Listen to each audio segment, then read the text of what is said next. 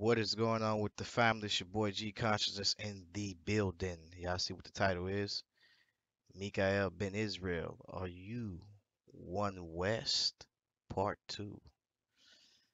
Are you one West? Part two. What's going on with you, brother? You know, I'm reaching out to you, trying to see what's really going on with you. You know what I'm saying? You know, I don't know. You know, you did your little show last night, but we gonna get to that. We definitely gonna get to that and see what's going on with this brother. Mika'el Ben Israel out of IOG up there with the elders. What you up there learning, man? You know what I'm saying? They teaching you right. They teaching you correctly. You know what I'm saying? Let's see what's going on with you, brother. So let me see. Let me go do something real quick. Go to my chat and see is my sound putting out good.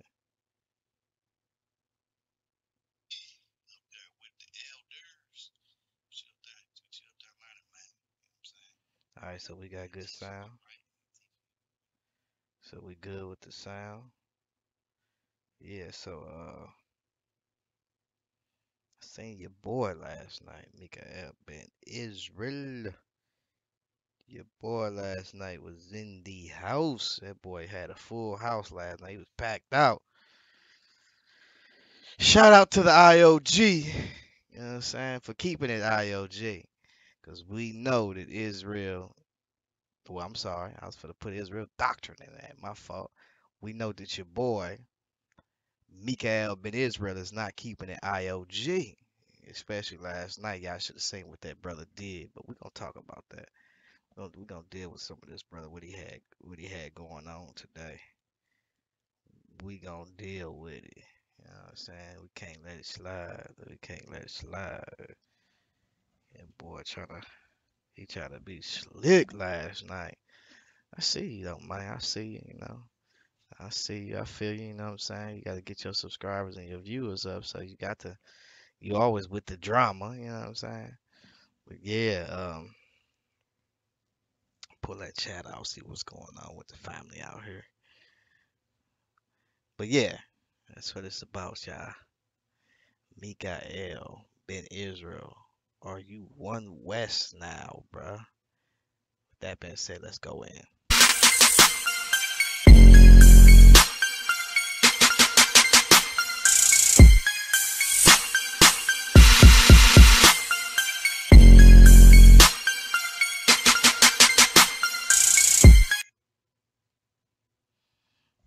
All right. Let's see what's going on with this brother, man. And let me make sure I put the link out there. Share the link. It's just the deal.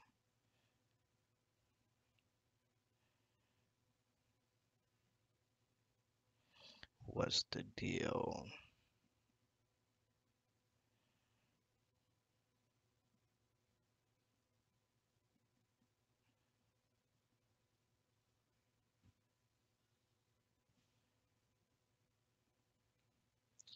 Let's see what the deal is. Yeah, Bubba. Yeah, Bubba. Yeah, brother, man. Uh, Alright, so let's do it like this.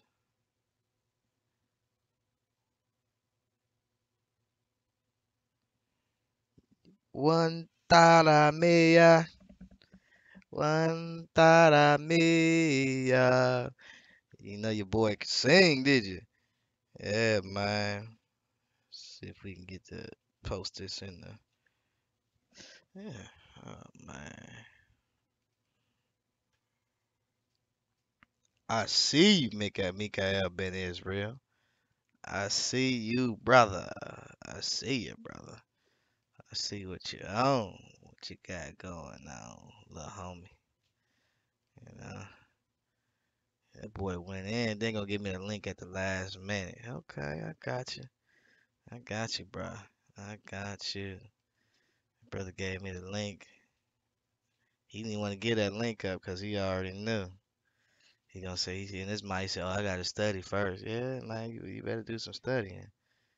Cause you see Deacon the car, he sitting up there lying, talking about he sent me, he supposed to have a discussion. The other day, I didn't get no link. You know what I'm saying? He talking about he gonna send me the link. I talked to him, bruh. I got you. I talked to him through Facebook. His brother said he gonna have a show. I was waiting on the link. You know what I'm saying? This brother ain't send me no link. This brother sitting back up there, man, playing these games because they know already what's gonna happen. And all right, so let's check this out. Let's check this out.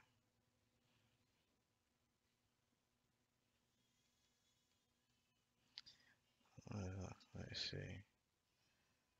All right, so let's look at this real quick. Yeah, buddy. All right, so yeah, so we ain't got nobody in the chat room. Ain't nobody up to the chat. Who? Usually time when ain't nobody in the chat room, that can only mean one thing. Somebody in here on that. Somebody in here prowling, hating. You know what I'm saying? Speak out. Say what you got to say. If you in here, if you in here, Bubba, go ahead and say something, man. You know what I'm saying? Talk to me. I talk back. Talk to me. I talk back. Speak out. So we got the chat popped up, so I can see the chat. Okay. So let's make sure we go to share this in a discussion group.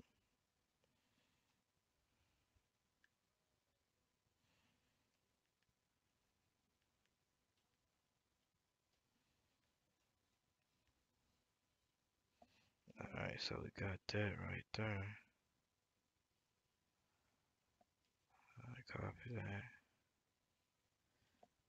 Alright, let's paste that right there. Let's sit that right there and see what's gonna happen with that. Alright, cool. Alright, so then let's sit this over here. Yeah, man, so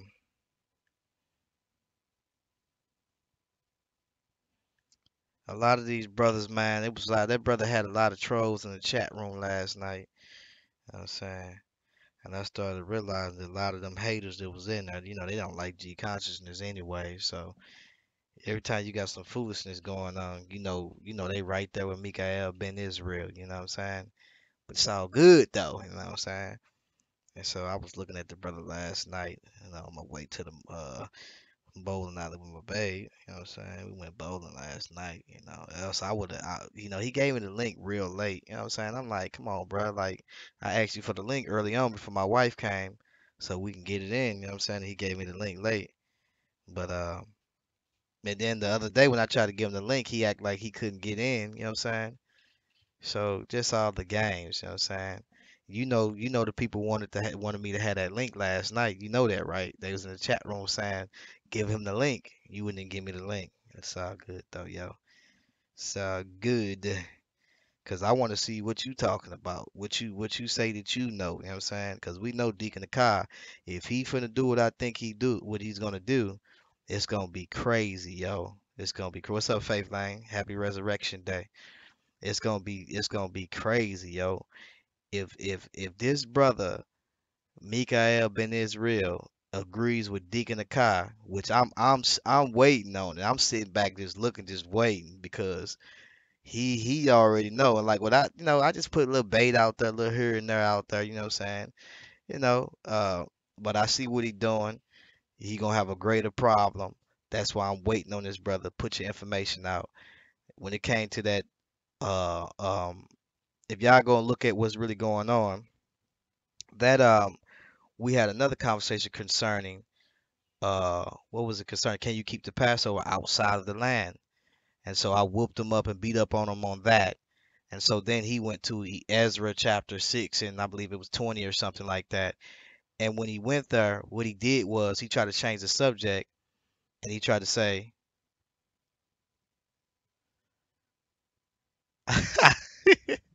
you know, I ain't messing with Crusaders where, I ain't messing with no Mack truck. I'm messing with nothing but the Freightliner, you know what I'm saying?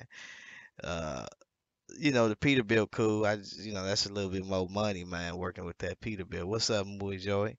Peace, peace, grace and peace to y'all, man. Happy resurrection, man. And so the brother tried to be slick, and what he did was he tried to change the subject because he knew he tried number one, the reason why he went to Ezra chapter 6 in the first place, I believe it was Ezra 6. He went there due to the fact of he tried to say that Israel the captives, because you can't keep the Passover in captivity for us out of sight of the land. And so I said, well, show me where Israel was keeping the Passover in captivity outside of the land. So he goes to Ezra, and when you read the whole chapter, it's telling you that it's in the land. So then he makes another argument to say, was they in bondage? Well, hold on for a minute. What type of bondage you talking about? Because Cyrus, he freed these guys. And so if you're talking about, is they in a sense to where they are, up under the Persian government, you know what I'm saying? And the Persian and the Medes, oh, of course, definitely, you know what I'm saying? And they was up under the Grecians after that, and the Romans after that, you know what I'm saying? Until dominion is given back unto them, you know, with when Christ come. But yeah, they was tributaries. And so when you look at tributaries is basically people who you're gonna have to pay taxes, and if you can't, do pay taxes or do certain things, you got to give up your land. And so that's what Israel was actually facing. And so he tried to go to the scripture without reading the whole chapter. And so I had to read the whole chapter on him. And then we had brothers that I was reading the chat room, because while I was reading the chat room, brothers was giving the understanding on it concerning it's really just dealing with tributaries, and when you read it, that's what it's dealing with. And so when Ezra with Nehemiah was the when you go to Nehemiah, he went to jump to the scripture over in Nehemiah after that, and so his cases don't work out right, and so what happens is the brother just don't like to he don't read the entirety of the scriptures. And so when we look at that, you had Mika'el ben Israel riding his coattail, not realizing what's really going on, just speaking on something, because this brother made a video, and he in the video you can kind of tell to where he doesn't know what's going on. And so anybody that's thinking that Ezekiel chapter 4 is something that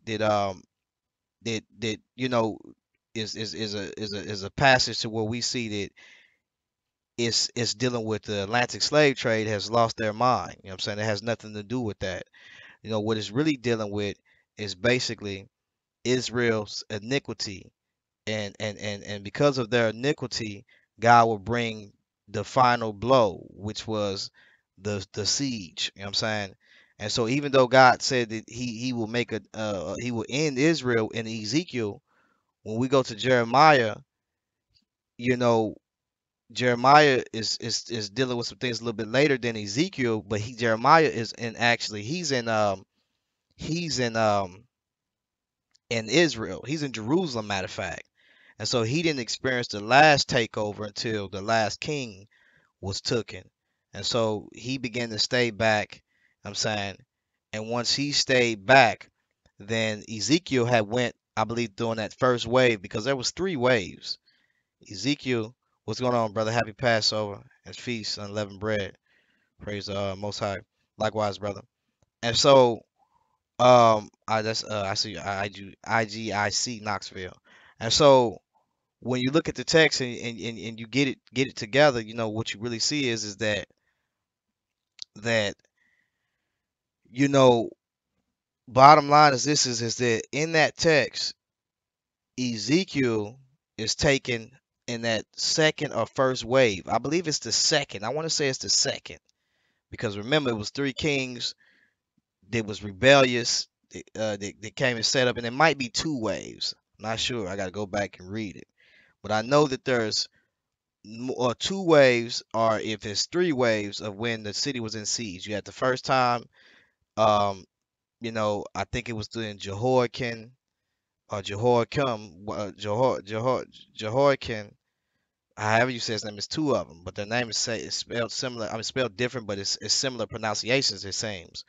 And so they did wickedness, and then the last king to be led away was Zedekiah during the time of the Babylonian captivity. You know what I'm saying? And so That was the last time when they took the vessels. They took all of those things. What's going on, Christopher Harris?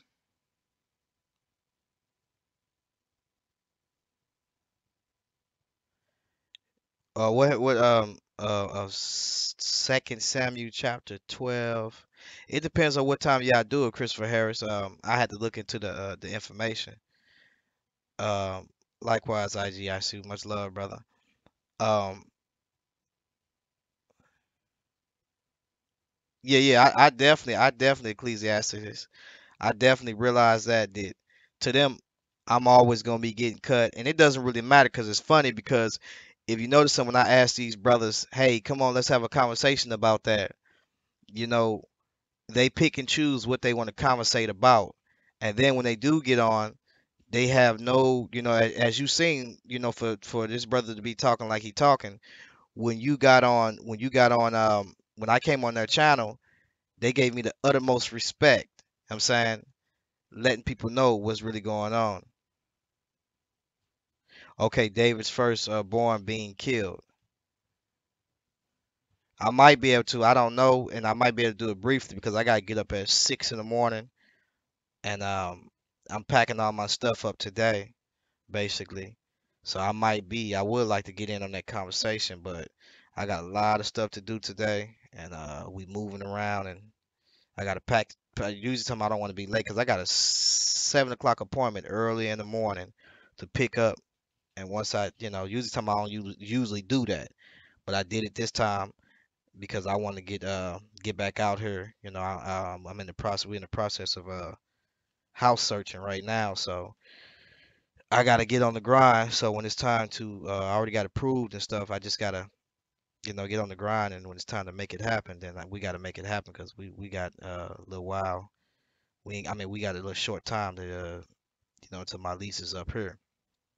And so, you know, basically, Mika'el ben Israel, and also the brother Deacon Akai, they're not reading these scriptures to its entirety. So we look at the first wave that happened with, and I'm gonna show you guys something that's gonna be crazy. And I'm not gonna really drop too many nuggets because I just put a little bait out there, and and that's what he do. He fish for the bait, and he do what I want him to do basically. And so I'm gonna show you guys to where we're gonna see that where the whole thing is really concerning, the captivity. So really the smartest thing to look at, what is the starting points of this and what is the ending points of this. And I just have some questions, and I don't want to bring the questions out right now, and that's why I said I'm open to interpretation. I stated that. See, he cut those things out of there. I say, and if I'm wrong on that, I'm open to interpretation. So what he did was he did like sound bites and little stuff, but he never tells the entirety because that's what serpents do. They always cut out what's really being said. If you notice what took place with the serpent in the garden, he cut out some information on what was said by God. Well, it's the same thing with these brothers. These brothers do the same thing. They put some truth in there, but then they cut the rest. That's how serpents move. And so I'm going to show you guys to where and he knows it now. He knows it to where in that text when it says all Israel, or when it says Israel, I'm going to show you to where that's talking about all of Israel, even also Judah. So I'm gonna show you the whole thing is really concerning one people, all of them. But what happens is that there's something that goes on, and you're gonna see it. It's just really knowing who was Ezekiel going to at that time. That's why I want to really get these brothers on the panel and ask them some questions because we got to know who is he going to at that time. Where is Ezekiel at? And if Ezekiel is with some captives and they're called all Israel or the house of Israel, then that should let you know that all of Israel is there. And then also Judah is there too. But Judah, the kingdom, the rest of the kingdom is back in Jerusalem. That's the key point right there. So what we're going to see is that, you know, we got some things that we're going to show you to where the northern kingdom went into captivity at the same time during the Nebuchadnezzar situation. You know what I'm saying? Because they was among Israel. And he knows that because he admitted that. This is why he says the house of Israel, and that they have not repented of their sins, even when they was being taken into captivity during that time of the first siege of the kingdom of Judah, because there's more than one siege. So you can know that dealing with the southern tribe. So what you need to know is that before that time, the northern kingdom was taken already prior to. They're taken prior to, right? And so when Nebuchadnezzar come in and and he sends his sons and all of them come in, Israel gonna serve them.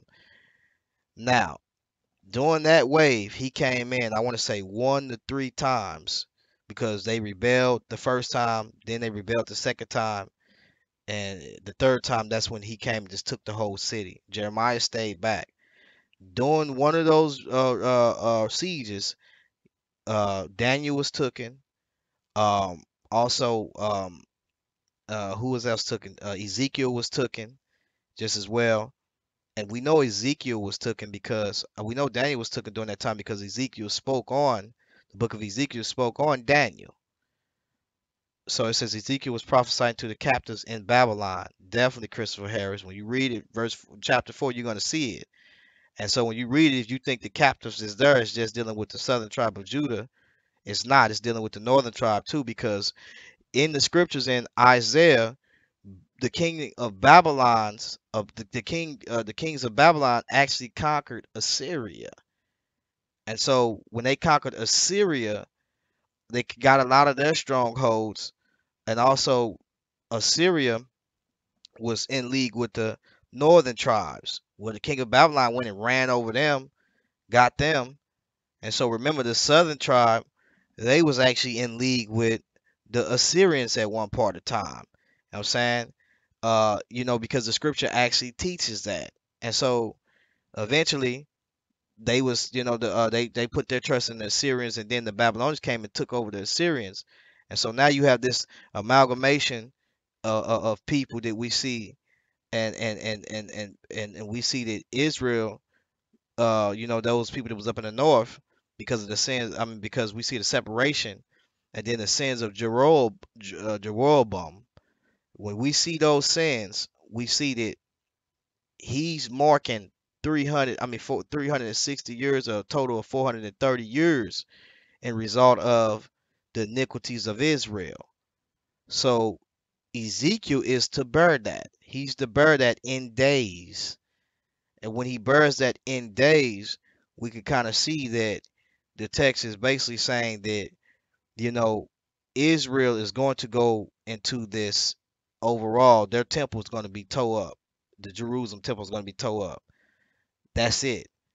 You know, and Manasseh plays a great role too. Jeroboam and Manasseh are the two kings that's being mentioned, that caused Israel. Israel was always sinning, but for some reason, these two kings, if you look at the scriptures, it says it over and over again: for the sins of Manasseh, for the sins of Jeroboam, for the sins of Manasseh, for the sins of Jeroboam.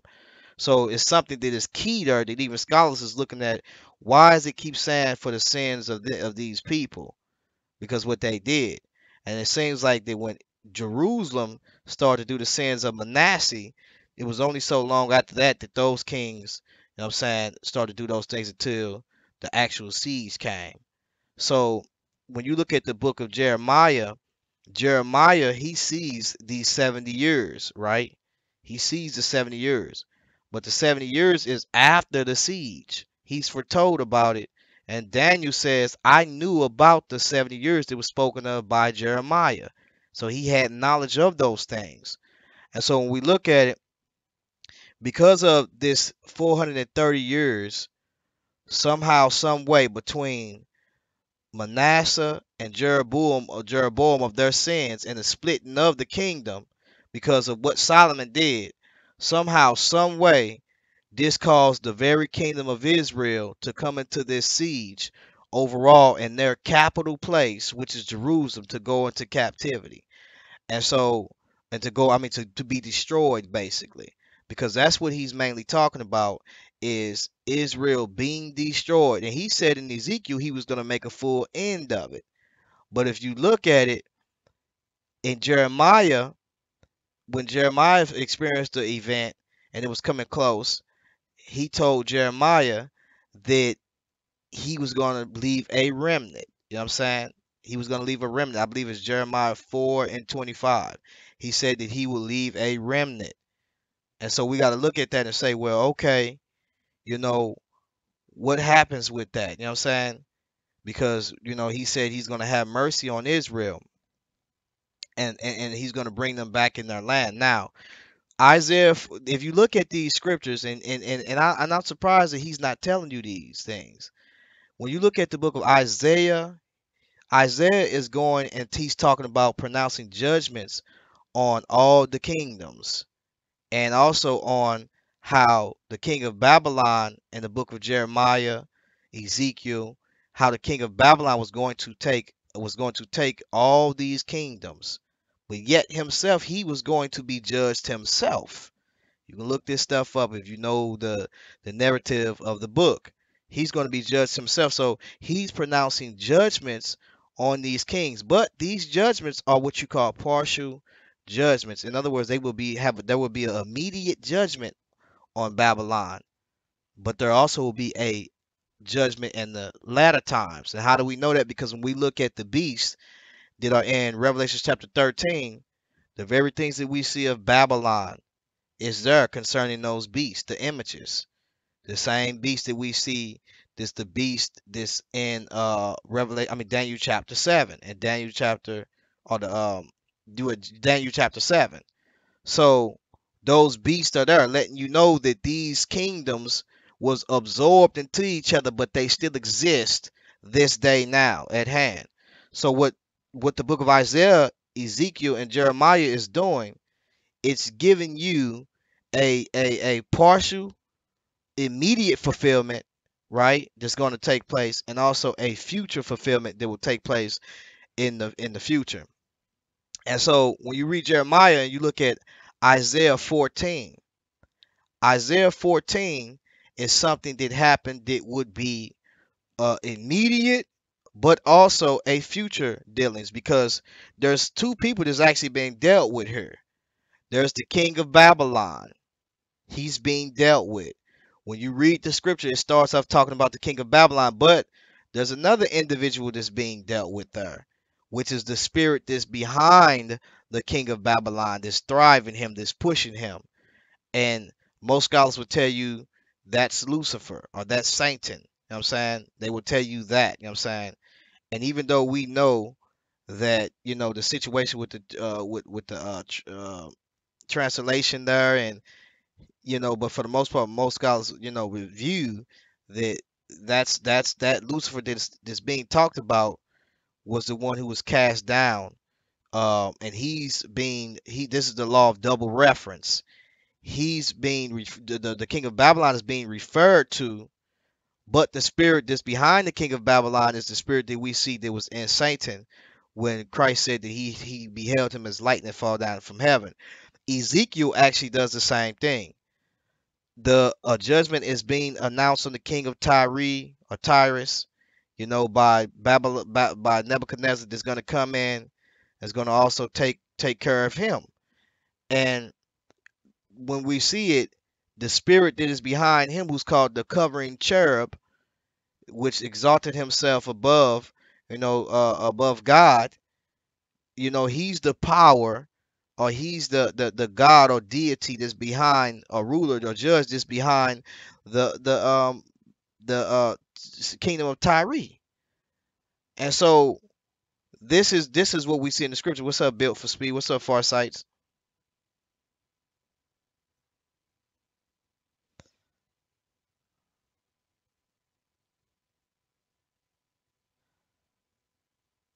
Appreciate it, Chris.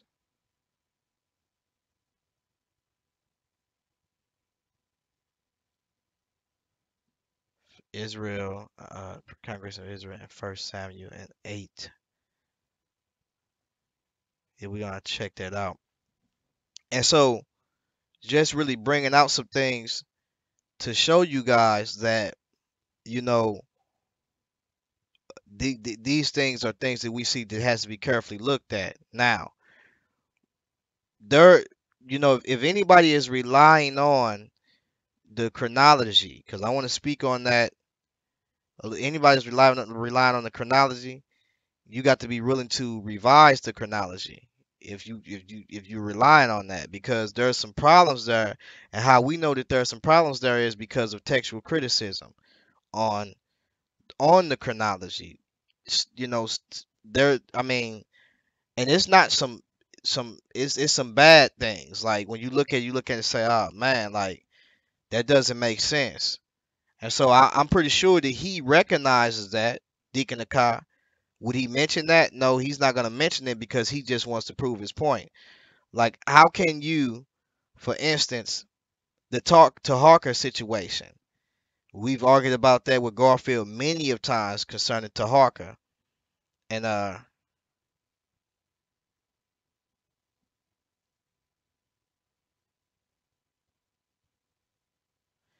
Resurrection Sunday, there is Passover, unleavened bread, and Feast of First Fruits, the death, burial, and resurrection.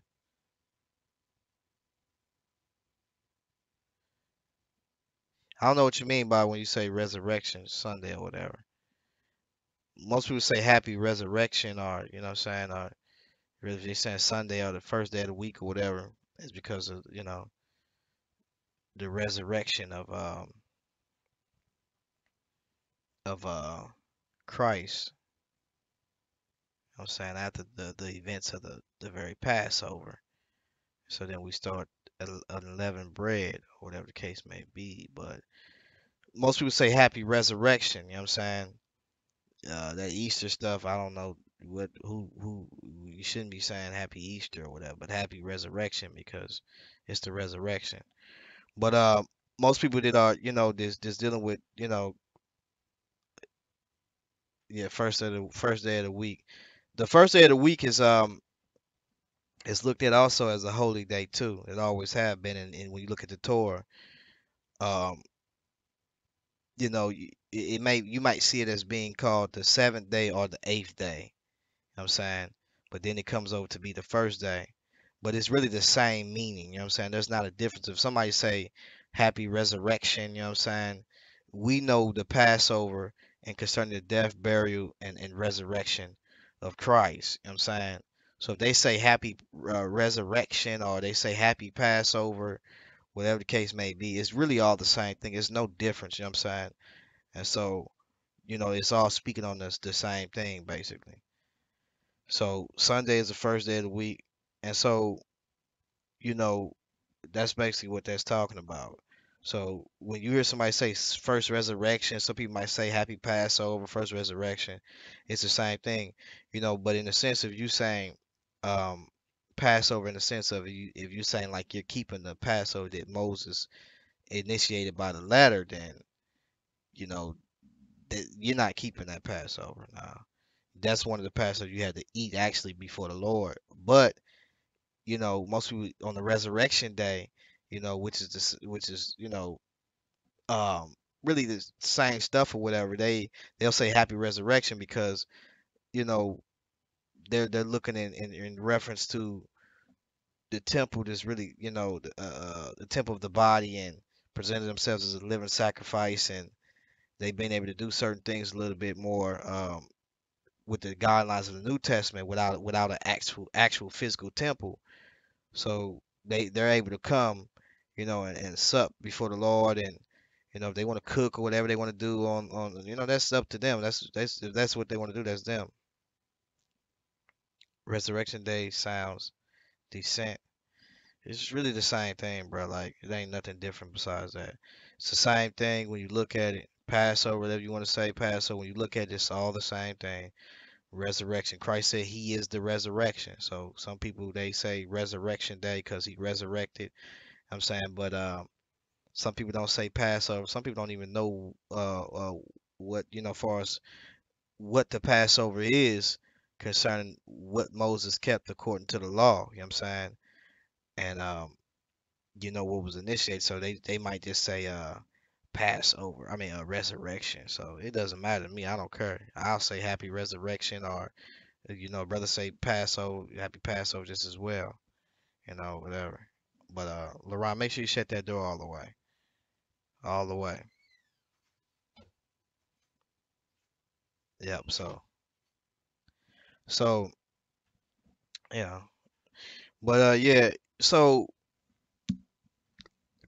respectfully, Lone's people is really just honoring.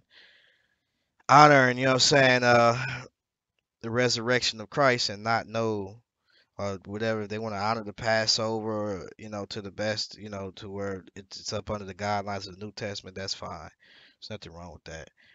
Um, the the Easter eggs and Easter egg hunts and all of that stuff is ridiculous. Easter egg baskets and stuff like that. That's just all the way ridiculous. And any church that does stuff like that, that's what make it hard for people to really be, coming to your church because of that. You know what I'm saying? So those are some of the things you don't really want to be doing. Excuse me, y'all. You don't want to be doing those things because a lot of those things are like, has just pagan traditions behind it. So hey, um, you don't want to be doing stuff like that. So you've been in this thing so long, and you studying these scriptures. You should come to the level to where you begin to know that, hey, look, this ain't cool. You know what I'm saying? And be mature enough to say that ain't cool. So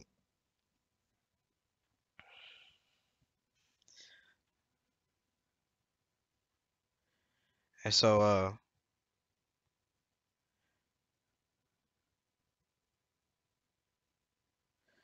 Vortex Media, Mika'el is a bum when it come to that Bible, bro. You should already know. I don't even know why you said that. His brother is a bum when it comes to that Bible. I've seen him. He got on Sister Cherry show and got demolished. You know what I'm saying?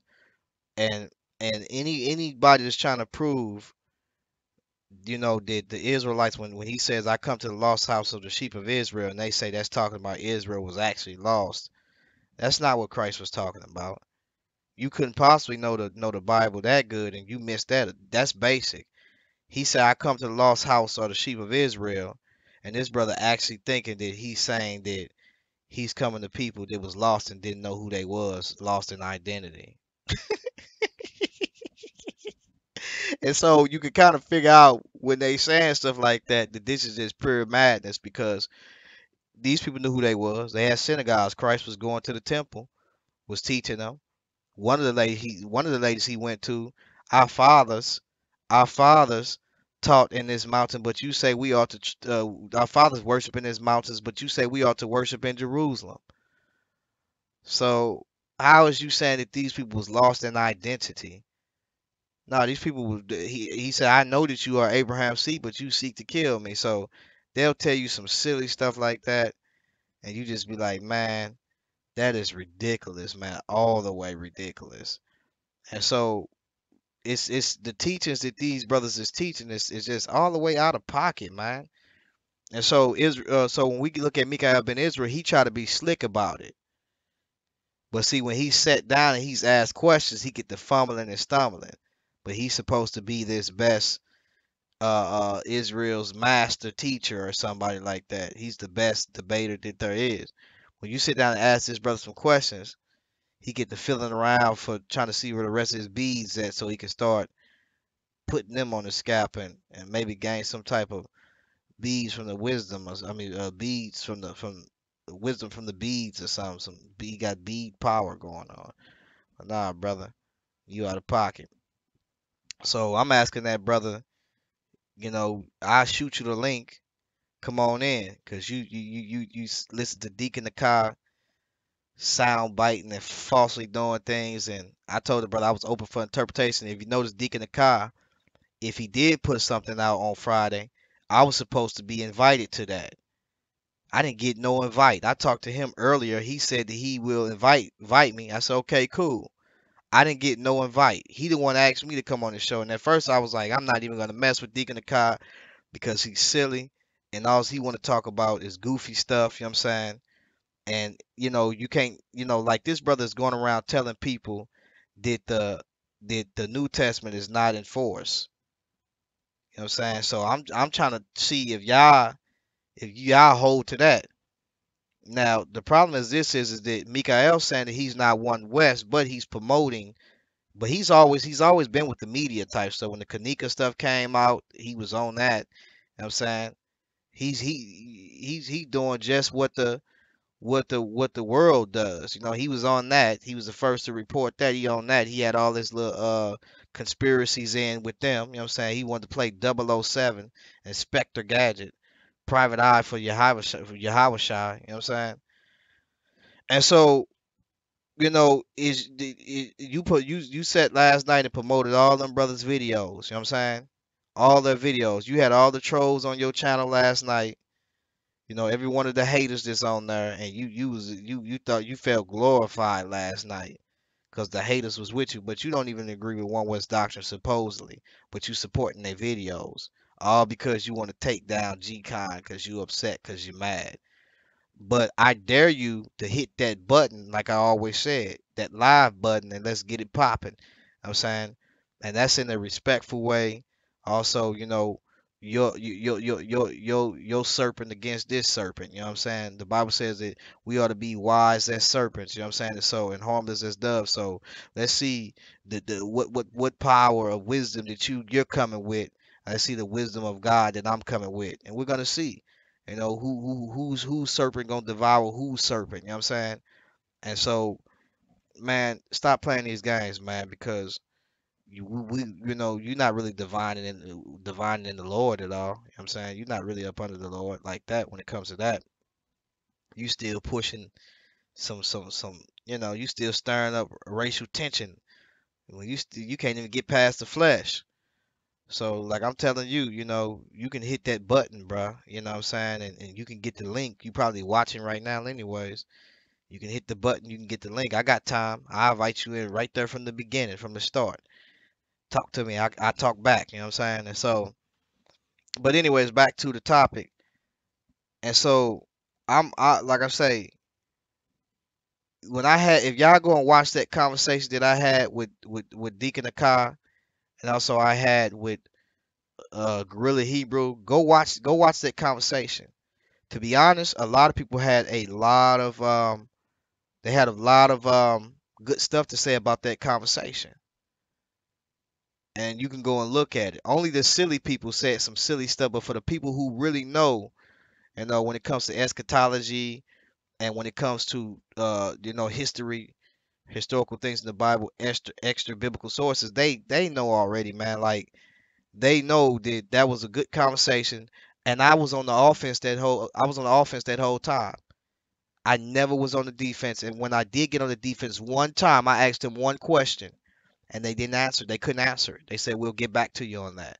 You can go and look at it, cause they already know. And before that conversation started, the Gorilla Hebrew gave a excellent introduction of me, because he already know. Like if you say you going to war with GCon, it's wartime, and we all grow in information. So there may be some things you may hear me say or what's called, but we grow when it comes to information, regardless of the fact. This brother want to get on here tomorrow. He stutters and he can't read. Well, you can't comprehend good. One thing you're not gonna tell me is I cannot read. You may see that I stutter. You know what I'm saying, but to say that I cannot comprehend, I cannot read, you just pushed it too far. When your captain, your captain, your main man, gave me a great introduction, been on the front line and warned. I'm saying out here, so and getting busy in this text and also with historical information. So you might want to fall back real quick, you know what I'm saying, on that. And you can't take that back because that's up and also that's been recorded, you know what I'm saying? So you might take it down, but people recorded it, and so I'm pretty sure somebody will bring that out, to where, and like I said, I don't do all the sound clippings and sound bitings.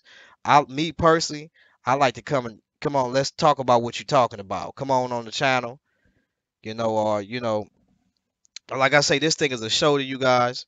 Deacon Nakai, he sits back, he's loving his era. I'm saying he got the wicked people backing him, like Mika'el ben Israel is one of them. He got him backing him. You know what I'm saying? And so he promoted all his One West videos. So this is like Christ going around promoting the Pharisees type of doctrine. You know what I'm saying? And their traditions and this and that. Nah, bro, you out of pocket, man. You was out of pocket last night. If you wanted to have a discussion about Ezekiel, y'all noticed last night he didn't even give what he thought that it meant. He wasn't gonna do it. You know what I'm saying? He wasn't gonna do it because he don't really know what it means, and he wasn't gonna do it. And if you're saying that it's this 430 prophecy concerning the slave trade or something that's in the future beyond the slave trade, you out of there. You doing the same thing, that they're doing with that text that's dealing with the 19. What's going on, Florida guy? Same thing they're doing with that 1948 deal when they look at that text. That text is when you really get into it. I'm not gonna say anything that much because I got questions and I want to ask people these questions when they come on. You know what I'm saying? You know, if your interpretation is proven, and which I'm wondering when he gonna do that because he said he's gonna do it Friday. Did he do it Friday? If he did do it Friday, somebody go check for me. I checked and I was looking. It was like 11:30, 11:40. I'm looking for invites and all that. I didn't get no invites. I said maybe the brothers, they chilling. But as it got late, you know what I'm saying? It got late. I don't know if they did it then, but they got so many channels. But I never got an invite. I never got a call or none of that. I was said I was going to be given an invite from a conversation that we had earlier. I never got that invite. And so, like I say, any brothers that they want to talk with me, they can talk. This is open, you know what I'm saying? But see, them brothers, they can't talk for reals because they got to go ask Gorilla Hebrew, you know what I'm saying? Can they talk? They can't just get in no conversation. So what they do is they sit back and they watch. You know what I'm saying? They can't get in no conversation because they got this, they don't send nobody my way. They little soldiers, they know not to send their little soldiers my way. So what they do is they got to sit back and watch Guerrilla Hebrew them because see the whole organization is set up like a Catholic priesthood. You can't read the Bible for yourself. We'll give you the interpretation of it and the precepts. You know what I'm saying and stuff like that. You know what's going on? One way apologetics. Happy resurrection, brother. So they don't. That's something that they don't talk about. They won't give they can't come out themselves and approach you and say, let's have this conversation. So they got this Catholic priesthood thing going on to where, you have to basically go through uh being a lawyer before you can come and talk to anybody. You know what I'm saying? And you got to use a precept package and break down stuff. When they all get a breakdown of something, they all say this the way we gonna be teaching. You know what I'm saying? That's what Catholicism do. So they doing the same thing. So this is how they dumb the people down. They dumb them down because they don't want you reading for yourself. And so when we look at it, people should be reading for themselves to try to see what's going on, and try to see if it's lining up with what they're being taught. They don't do that. They just take the word of Ben Lawyer and Gorilla Hebrew, and then you got you got Deacon Akai. He come he his arguments are so old. What he does is he look for contention passages that even scholars have a problem with, and he wants to debate those things that's up for grabs, like the chronology. He's the only guy that I know that is still saying this couldn't happen because look at the date here. Most scholars been stopped doing that because we start to realize that there's a problem with the what you call.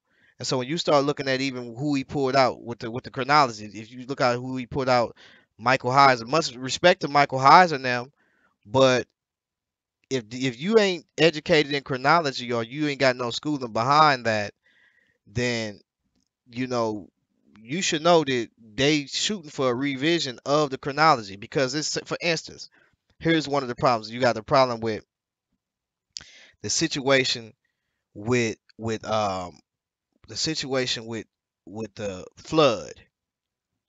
Now the flood is dated to I want to say around 2200 BC, but some scholars have Abraham dated to 2200 to 1800 BC.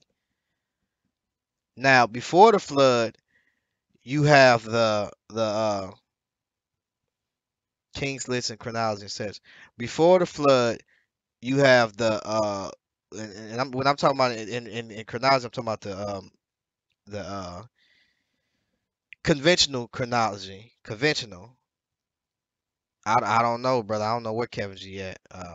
I missed the brother too, but I don't know where he at either. And when I call him, he don't answer his phone. So, but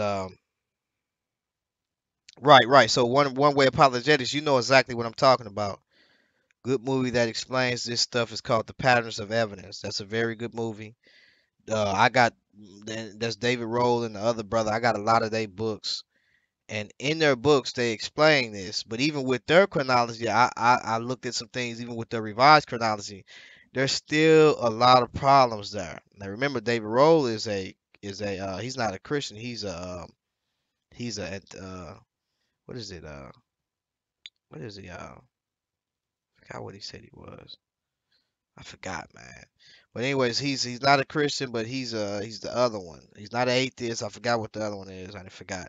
But anyways, so let me tell you the problem. So 2200 BC, 1800, you got your boy Abraham.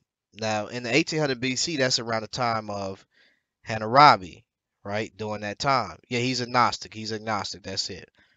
And so you know you got 1800 BC. That's around Hammurabi. And so we see that that's around the same time of Abraham, I believe. They say some people say. So before then, you have the pre-dynasty Kemet. You got the pyramids that was built in 2600 BC, the Doja complexes, and also the the uh Khufu step pyramids and stuff like that. I mean Khufu pyramids. Now,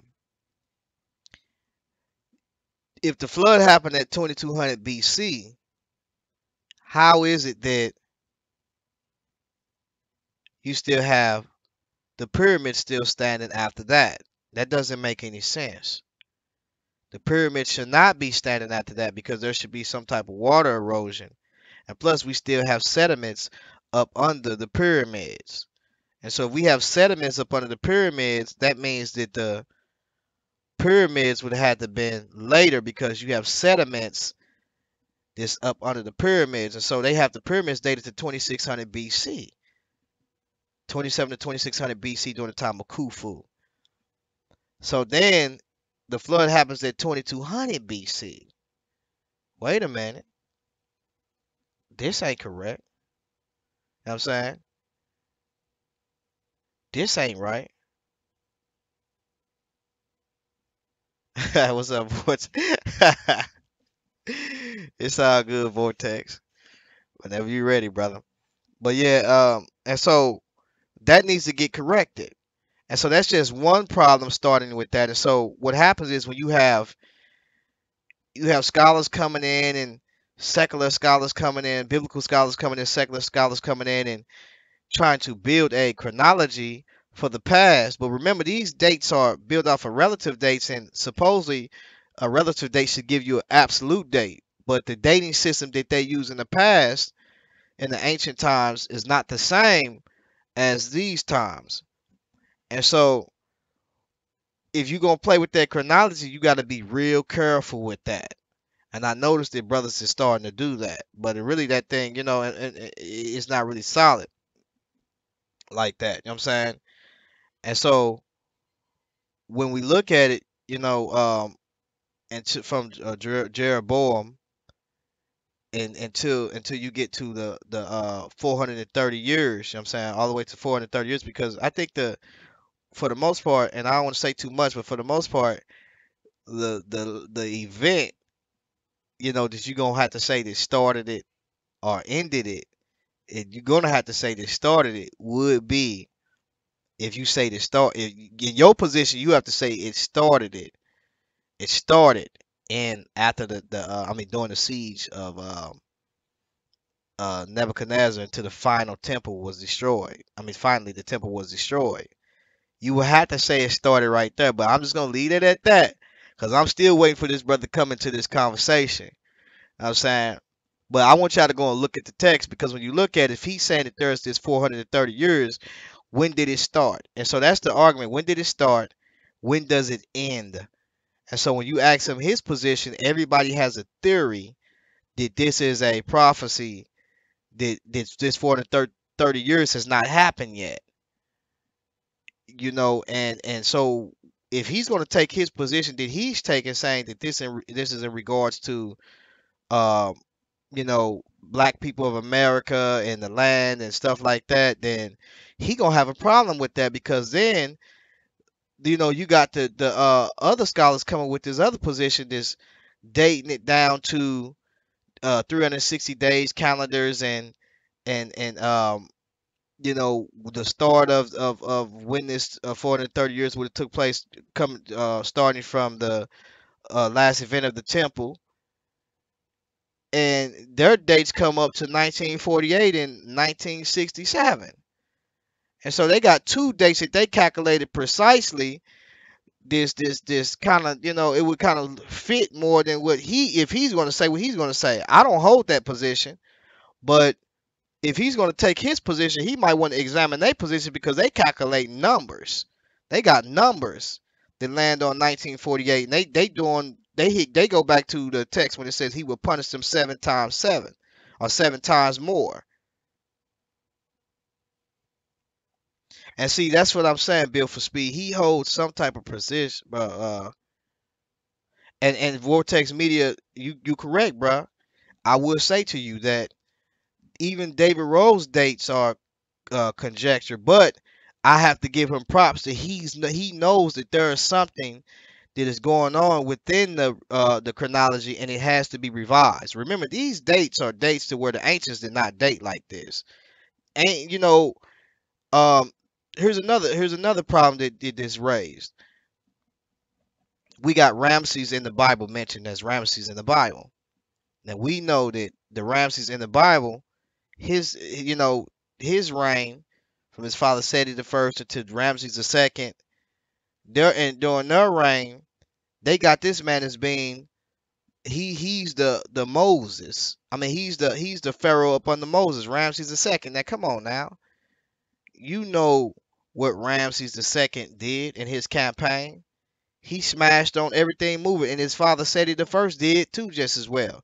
And then Marin Ptah, he recorded the workings of what Seti the first and also Ramses the second did, and those kings, you know, that was before him as being the child of those two. And so, you know, Israel didn't have no run during that time. You know, we know that has to be looked at. And so what happens is it's a problem right there because we look and say, well, hold on, here is this Ramses the second, and he's what is he? He's 12th century BC around that time, I believe. I believe he's 12th century BC. But then Israel came up out of the they came up out of into the wilderness or out of the wilderness in 1445 to 46 BC. So how does that add up? How can he be the Ramses that's mentioned about as being the pharaoh of Israel? I mean, the pharaoh of the Moses event. That couldn't be the pharaoh. But that's one of the problems that's the second problem that we have. We're dealing with the chronology. And so, you know, we have to look at that because he's looked at as being the pharaoh of Moses during that time that Moses was like, let my people go. He's looked at as being that pharaoh and his father just as well. That doesn't line up. That doesn't make any sense. Ramses II is dated to around this time. And so then we got also the problem with Shoshank being linked up somehow with Shishak of the Bible, because there's a Shishak of the Bible that come in, but see, there's a lot of wordplay there. So when we look at that pharaoh that came in and he took over Jerusalem and took the vessels and made them tributaries up under, I believe it was up under Solomon, Rehoboam, during that year Rehoboam. That king is looked at as Shoshank the first. But the evidence of the evidence doesn't point that way. It doesn't point that way. When we start looking at Egyptian evidence, he couldn't be Shoshank the first. But most scholars would tell you that based upon the conventional chronology. Then there's the problem with the Taharka problem. Man, that gets even worse because what he's dated to, and then you start looking at the biblical chronology, you like, this don't make any sense. And so that's what Garfield beat. He beat up on up on some of those things, and he tried to beat me up on that. But I was like, hold on, bruh. You know what you fail to realize is, and I had made him say it, there's a problem with the chronology on both ends. Even in Kemet, if you try to say that Kemet is correct and biblical chronology, is the problem. No, there's a problem on both sides. Because when you start looking at the book of Judges, when they came out of all this is what textual critics are looking at, that we had to answer these things. And so this brother, he using this as a measuring stick, and that's one of the worst things you can do, because when you run up against, when you really start looking at the Bible to its entirety, you start looking at, man, there's a problem with this chronology, and I think it's because who they had to rely on the Jericho event. The Jericho thing is just, man, that even gets worse.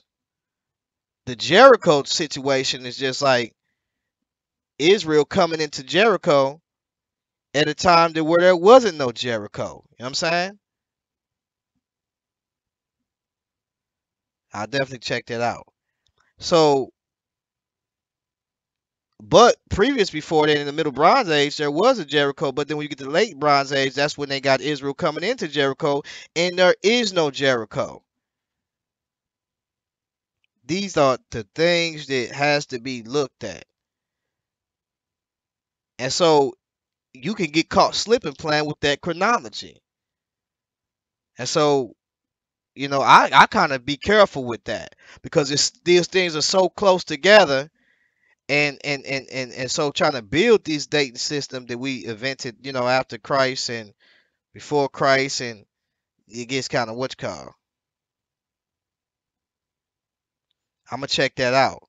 I'm gonna check that out because David Rowe is making the initiative to recognize. He's recognized that there is a problem within the chronology, and what he's doing is he has made the initiative to say, let's revise it, and that's what he's doing. That's what he's doing. And so when you have Ramses the second being conventionally dated to 12 something BC in that time, right? I believe it's 12 something hundred BC. Think it's that time. Matter of fact, let me check because I want to make sure. When you have him, Ramses second being dated to that time, and then you got King David, being dated to around what, 10 something BC. You know what I'm saying? That don't look right. Cause how is he before? How's it is not right. You know what I'm saying? We know the issue with Ramses the second, that he's not the Pharaoh of Moses of the Exodus. David comes later, you know.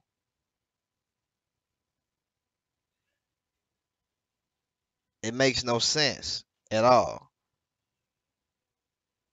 It doesn't make any sense. And so when David come, David, that was when Israel was at the height of his pinnacle during that time. So, you know, later on we would have had, the situation to where other kings would have came in, but it doesn't make any sense when we start looking at it. But back to the topic at hand. Right, Duty Moles or Tuti Mayas upon the Manito. Duty Moles or Tuti Mayas doing the writing that they got from Josephus, and writing about what Manito wrote about concerning Tuti Mayas, or who we call Duty Moles. what did during his time did um the Hyksos came in, you know, and there's even some conflict with that. You know what I'm saying there's a lot of conflict with that, but I know exactly what you're talking about. And so, these are things that these brothers, man, they not really to discuss or talk about. But like I say, where's Mika'el ben Israel at? Where that brother at, man?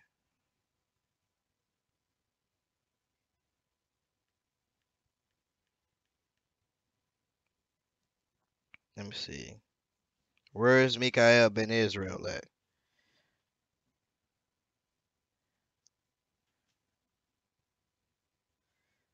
Yep, and most people say Moses, but Duty Moses is a 13th dynasty king that's on that list. And it's not Moses. It's Tutmosis. But I know what you're saying though, but Duty Moses is on the king's list. And so I forgot which one is it, but I don't know if it's the Torn or if it's the other one, but he's definitely on that. But yeah, so I think there's three of them, and they really don't line up right, you know what I'm saying, in the chronology. And they're not giving you when you go and you look at these things, they're not giving you a date where they saying 1300 BC. You know what I'm saying? They not doing that. You know what I'm saying? They're not giving you 1350 BC Akhenaten ruled. No, that's not how they date back then. They say in a year of Akhenaten's, I mean the 30th year of Akhenaten, meaning his maybe when he was born he became king or something like that, and they give you the month and the day. But they're not using no, well, this is the 1350 BC according to the conventional chronology concerning um Akhenaten. When he was in rulership, that's what most people have dated Akhenaten to, is 1350 BC during that time. So they're not doing that. But you got these other guys that would try to do that. You know what I'm saying? Daniel 7 and 25. What does Daniel 7 and 25 say? Let's look at it real quick. Hold on.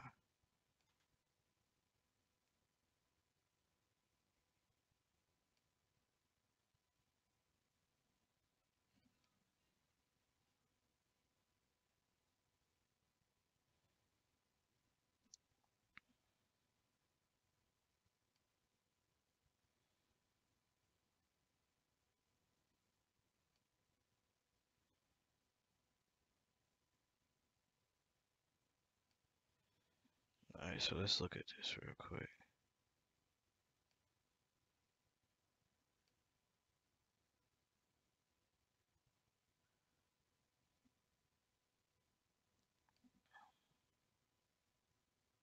Hold on.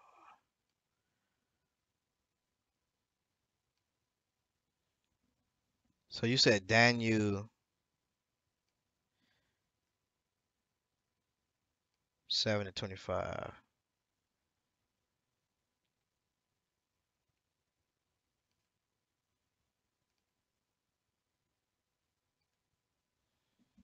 So it says, and he shall speak great words against the Most High. Okay, and shall wear out the saints of the Most High, and think to change times and laws, and they shall be given into his hand, and to the time and times and dividing of times. Definitely, yeah. And so, you know, basically changing times, changing laws, and this is basically talking about a fierce king that will rise up, and a lot of times, and I believe this king comes about of the 10 divisions of the Roman revised Roman Empire during the latter days. And so, this is one of the things he's going to do, and think to change times, and they shall be given into his hand a time and a time, dividing of time, you know. So, that's basically what that's talking about. But let's kind of see something real quick. So yeah, basically playing with this time, man, and so let's look at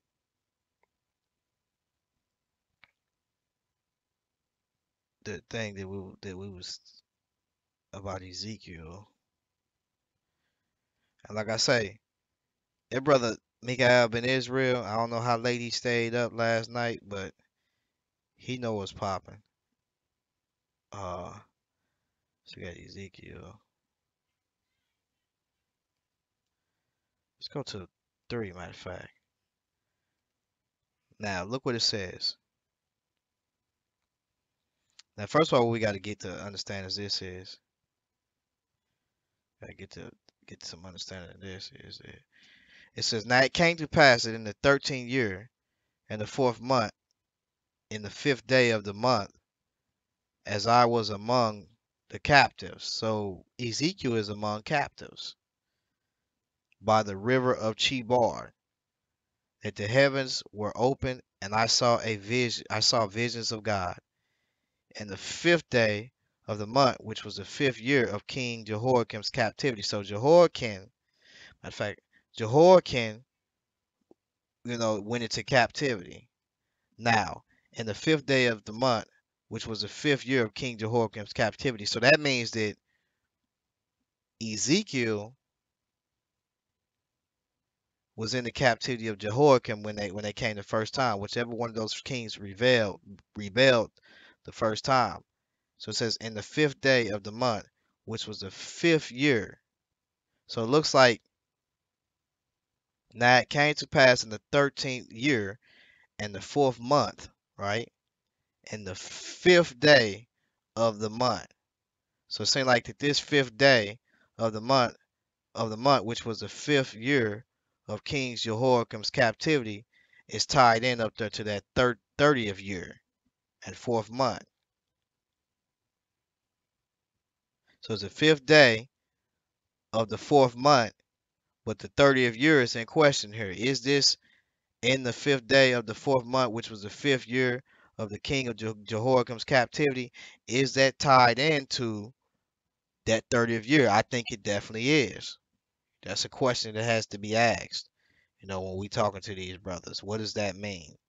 We know that Ezekiel is going into right, meanest guys. It's we know that Ezekiel is going into. I mean, he's in captivity. He's among the captives at the river of Chebar. It says the word of the Lord came expressly unto Ezekiel the priest, the son of Buzi. So Ezekiel is a priest in the land of the Chaldeans by the river of Chebar. So they are in the land of Chaldeans by the land of Chebar. So the word of the Lord came to Ezekiel, the priest. Right? You're not gonna get no breakdown like this from Deacon Akai. He's gonna play. He don't really want to get the meaning of this. He has a presupposition on it, and so he's not trying to get the meaning of this. He want to play games. It says, by the river of Chebar, and the hand of the Lord was there upon him, right? So he's among the captives, and he's given this vision. It says, and I looked, and behold, a whirlwind came out of the north, and a great cloud and fire enfolding itself as a brightness was about it. And out of the midst thereof a color of amber. Now to them, this is the spaceship that's coming. It's a spaceship coming to come get them. This is why they trying to use this. They try to be slick. This the spaceship that came and come and got that's showing, that spaceship is gonna beam them up, Scotty. The Star Trek spaceship that they talk about that's in the bio. But we ain't gonna stay on that long because it's what they gonna talk about. So let's continue on. This when they start talking about the wheel and the wheel and all of that type of stuff. But we ain't gonna get off into that. It's they spaceship doctrine. This whole chapter. Now I don't know if they changed that, but I've heard them. And like I say, I'm not really the one to go back and get to looking at their stuff and putting their stuff out and saying this what they said and this and that. Nah, I ain't really got time for that. Let's get on here. Let's have a conversation and let's see what you're talking about. You know what I'm saying? Where'd you get that from? Let's go to it because I like to get personally right there with you to see what you meant when you said that. You know what I'm saying? To make sure you didn't make a mistake when you were speaking or none of those things, but you really meant that, you know? And so this brother took my stuff and acted like I was talking about green aliens and stuff like that and was making fun. But this brother is straight believing that the ships that you see that the green aliens roll in is in the scriptures. Makes no sense, you know what I'm saying, at all. So you can see the poor logic I never said anything about any green Martians or the Greys is coming. I never said anything like that. He know what was said. If you go listen to the whole video, you will listen to it when I said that there's other beings. First I said people, then I corrected myself. I said beings. And the reason why, because I know that these are spiritual beings that we look at that are outside of man. And he agreed to that in the chat room. You know what I'm saying? It's actually been recorded that he agreed to that. You know what I'm saying? But just weird. And so these are the things that uh Mika'el ben Israel as being IOG is basically, you know, spreading false media, using their videos to try and confound somebody about a situation that he don't even know about. This is how people get made a fool of in the world and even what we dealing with now. Cause you just pure silly, you know what I'm saying? Right. X-Files doctrine. So it says, now, right, the graves. It says now it says now as I beheld the living creatures, let's go down. We don't got to really too much discuss that. But this is the spaceship doctrine right here, that whole chapter right here. And they might try to change it because they try to critique their stuff, you know, and they still holding on to them 1990 breakdowns from whenever them camps started. So it says, and he said unto me, Son of man, stand upon thy feet, and I will speak unto thee. And the Spirit entered into me when he spake unto me, and set me upon my feet, that I heard him that spake unto me.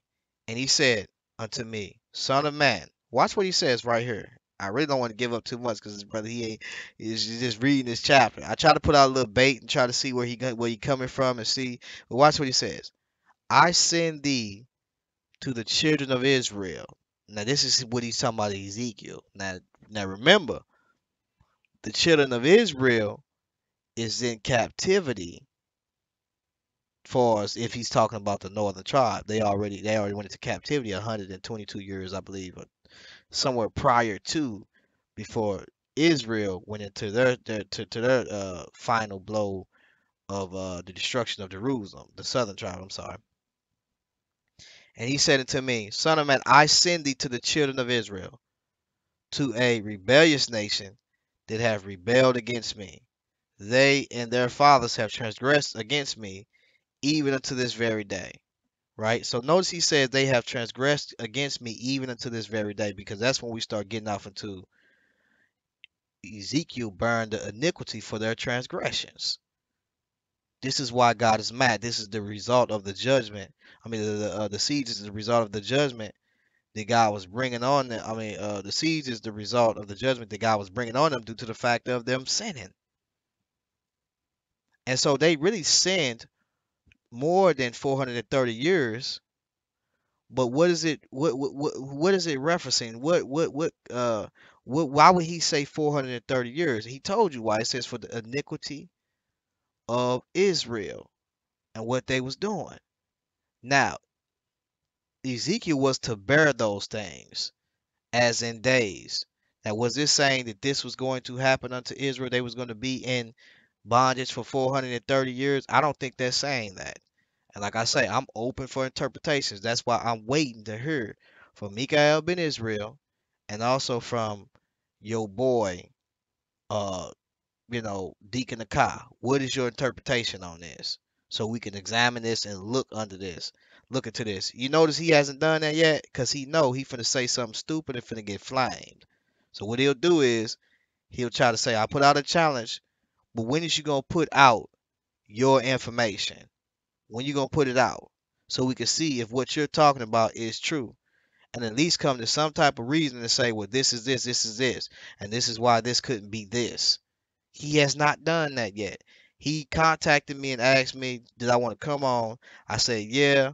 But then I said, man, y'all kind of act kind of too really silly. You got brothers out here pulling up people's police records and stuff like that. And the brother, he said that, well, that's another conversation. But for the most part, you know, I don't know who did that. But bottom line is records was pulled up, police records, and that stuff get childish and silly. You know, I'm pretty sure Christ wasn't pulling up nobody's record. saying, you know, he didn't have to do none of that thing. He basically came to them and said, I know what you did last summer. You know what I'm saying? Or, you know, or he's reading the hearts and the intents of the people. But these brothers is going to polices, the very people who they going to Esau, the very people who they hate, and pulling up people's police records and stuff. So watch what he says. And he said to me, Son of man, I send thee to the children of Israel, to a rebellious nation that have rebelled against me. They and their fathers have transgressed me against me, even unto this very day. So notice he says, even unto this very day. So if he's talking about the northern tribe, then that means what up, Eber? That means if he's talking about to the northern tribes, that means that they was rebelling even unto this day. He says, for they are impudent children and stiff-hearted. That's what he says. What's up, son? Are you gonna have to ask your mom? Shut that door. I'm doing the show. Shut it, slam it too, cause you gotta close by the way. All right, so he says, now should I mean he says, for they are impudent children and stiff-hearted. I do send thee unto them, and and where is it at? Where am I at? Lost my place. And thou should say unto them, thus saith the Lord God, and they whether and they whether they will hear or whether they will forbear, for they are a rebellious house. Yet yet shall know. Hold on for a minute, y'all.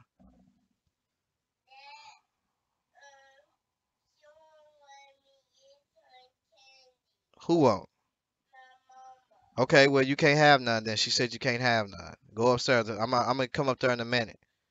Have you eaten anything? Shut that door all the way.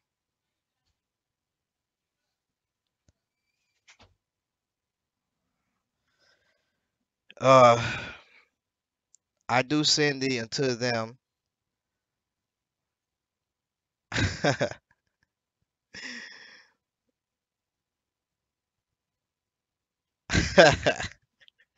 Right, I know what you did last summer.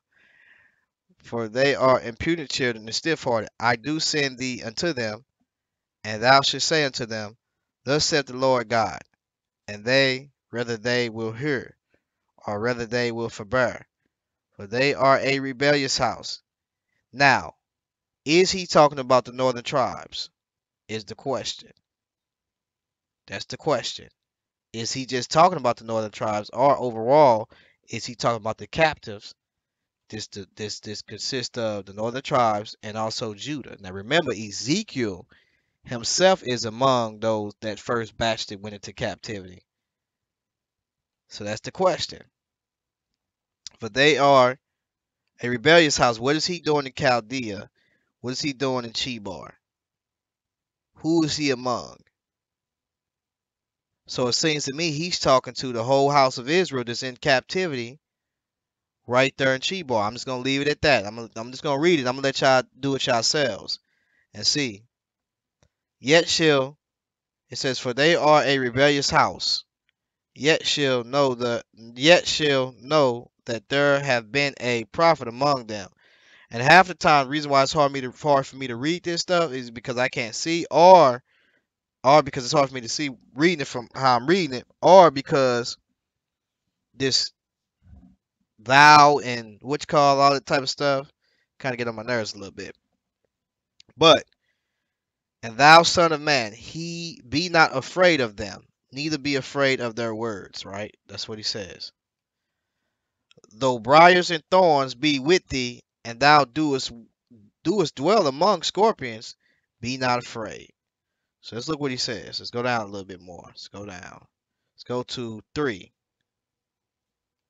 He says, moreover, he said unto me, Son of man,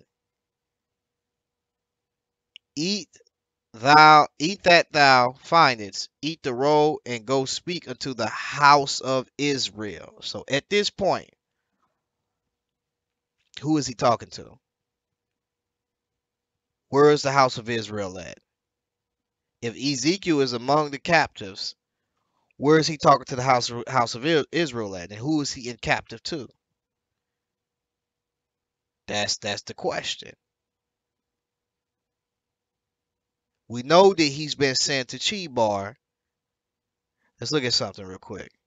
Let's look at something real quick. We know he's been sent to Chebar, right? Well, we ain't got time for that. This is the Babylonian captivity because Ezekiel was in the Babylonian captivity, right? So let's look at Ezekiel real quick and let's see if we can see and locate what's going on here and who's he going to go speak to.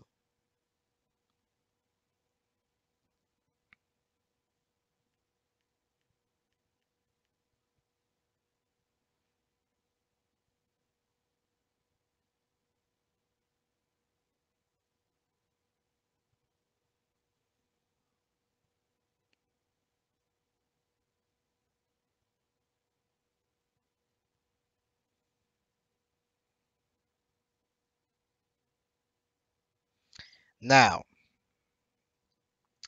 he's in a place of what you call Tel Abib.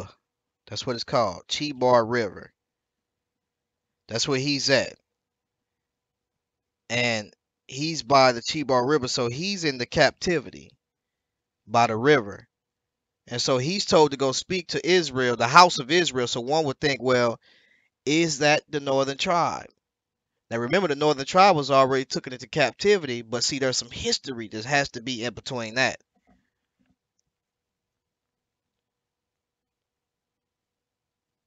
Yeah, right, right. And Ecclesiastic, that's another thing. When he says, "Eat this roll," my favorite part, that is a scroll right there. That's an ancient scroll. Usually, time when you look at the roll that you see that you're going to see in Zechariah chapter 5, that is a scroll. Because what they would do is they put a scroll, they call it a roll, they would roll it up just like, paper, and some of them will put it in a container. And sometimes those rolls can stretch as far as from one end to the other room. You just reading all the stuff up off of it. I'm saying, so that's what it was. Sometimes it could be some type of animal skin or papyrus or something like that. And so it's in a container because those things didn't last long.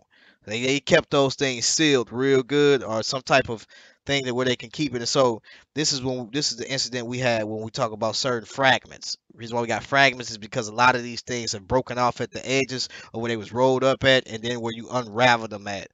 So on both sides they was really broken up. You know what I'm saying? And so the edges of the pages and edges of the scrolls and stuff like that. So that's what that's talking about. So let's look at it. He says, "Moreover, he said unto me, Son of man, eat thou, eat that thou findest, eat this roll, and go speak unto the house of Israel.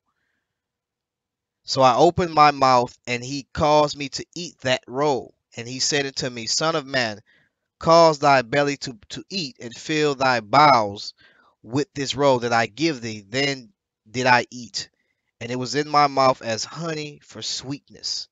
And he said unto me, Son of man, go get thee unto the house of Israel. Right? So he says, go get thee unto the house of Israel. Now, is he going up north? He couldn't be going up north because they already been carried away. So where is the house of Israel? The house of Israel has to consist of, guess what? All of Israel. That's going to be a key right there. All of Israel. So watch what he says.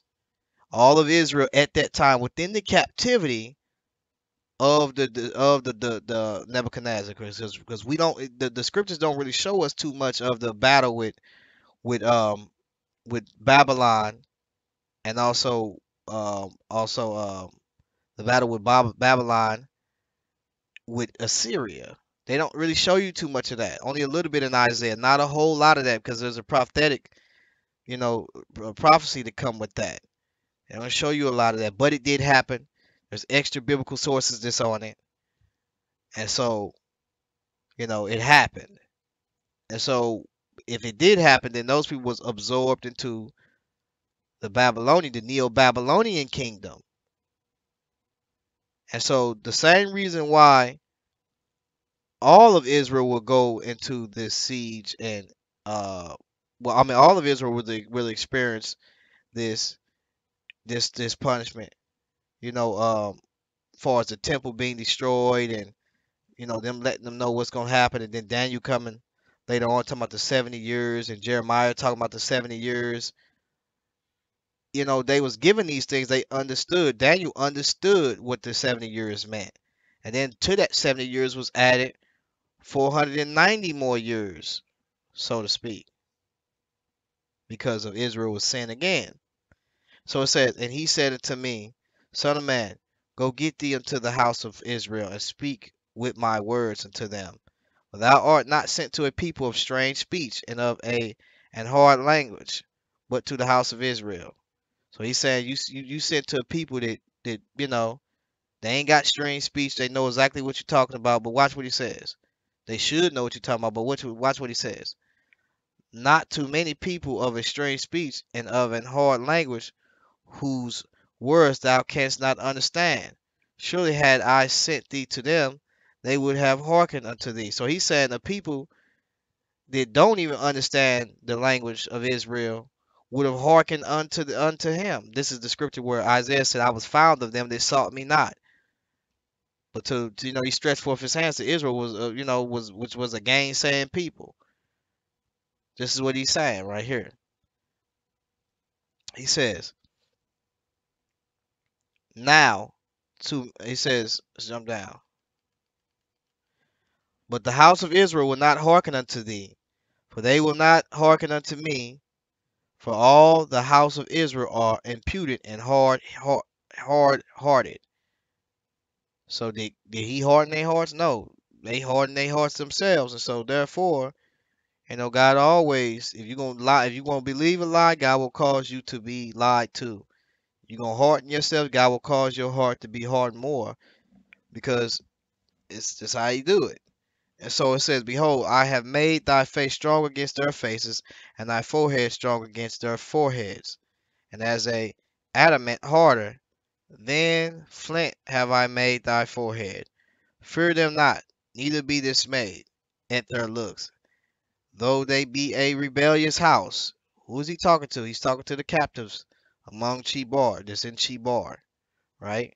Moreover, he said to me, Son of man, all of my words that I speak unto thee, receive in thine heart and hear with thine ears, and go get thee to them of the captivity, unto the children of thy people, and speak. What's up, Cavante? And speak unto them, and tell them, Thus saith the Lord God, whether they will hear or whether they will forbear. Then the Spirit took me up, and I heard behind me a voice of great rushing, saying, Blessed be the glory of the Lord from his place. I heard also the noise of wings of living creatures that touched one another, and the noise of the wheels over against them, and a noise of great rushing. So the Spirit lifted me up and took me away in that Star Trek, beam me up, Scotty, the chariot, the flying saucer is gonna beam up the children of Israel or Black Hebrew Israelites in what is it? One more year, 2019. You're gonna come beam them up in the saucer. I'm saying they're gonna do the saucer in the saucer. So the Spirit lifted me up and took me away, and I went in bitterness in the heat of my spirit. But the hand of the Lord was strong upon me, and I came to them of the captivity. Watch where he came to. I came to them of the captivity at Tel Aviv, that dwelt by the river of Chebar. So this captivity that he's talking about, that he's going to speak to, is the whole house of Israel. Is that talking about the northern tribe, or does that consist of Judah also being listed as the whole house of Israel? Now remember, who took away Israel into captivity that was in Jerusalem the first time among the captives of Jehoiakim?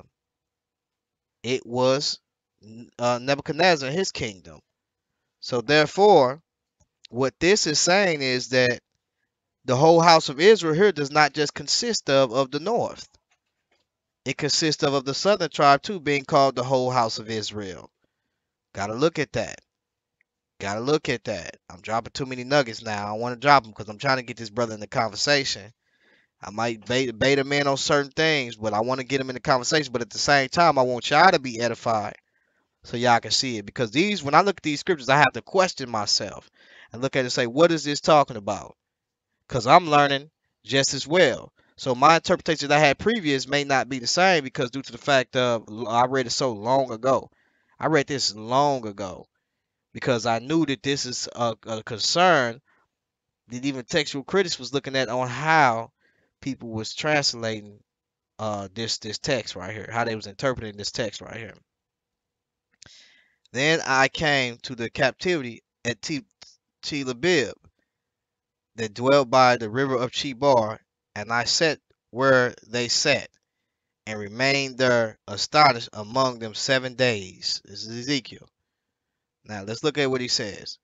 It came to pass that at the end of the 7 days that the word of the Lord came unto me, saying, Son of man, I have made thee a watchman into the house of Israel. Now one would think that, hey, look, he's talking to the northern tribe. But no, we just explained to you he has to be talking to all of Israel that has been taken into captivity, whether if it's Judah or whether if it's the northern kingdoms. And when we start to really read the text, we start to realize it.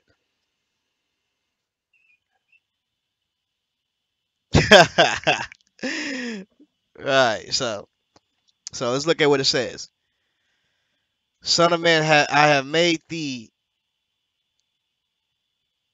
He says, Son of man, I have made thee a watchman unto the house of Israel. Therefore, hear the word of at my mouth, and give them warning from me.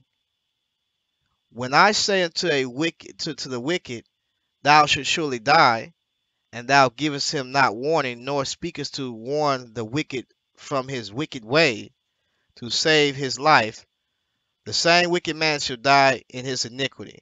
Now remember, Ezekiel goes on to start warning not just Israel, of what was going to happen, but remember, Nebuchadnezzar, after that first siege to the second siege to the third siege, he began to go as far as to Libya, Tyre. He took care of Syria in the beginning, and then he was coming to Egypt.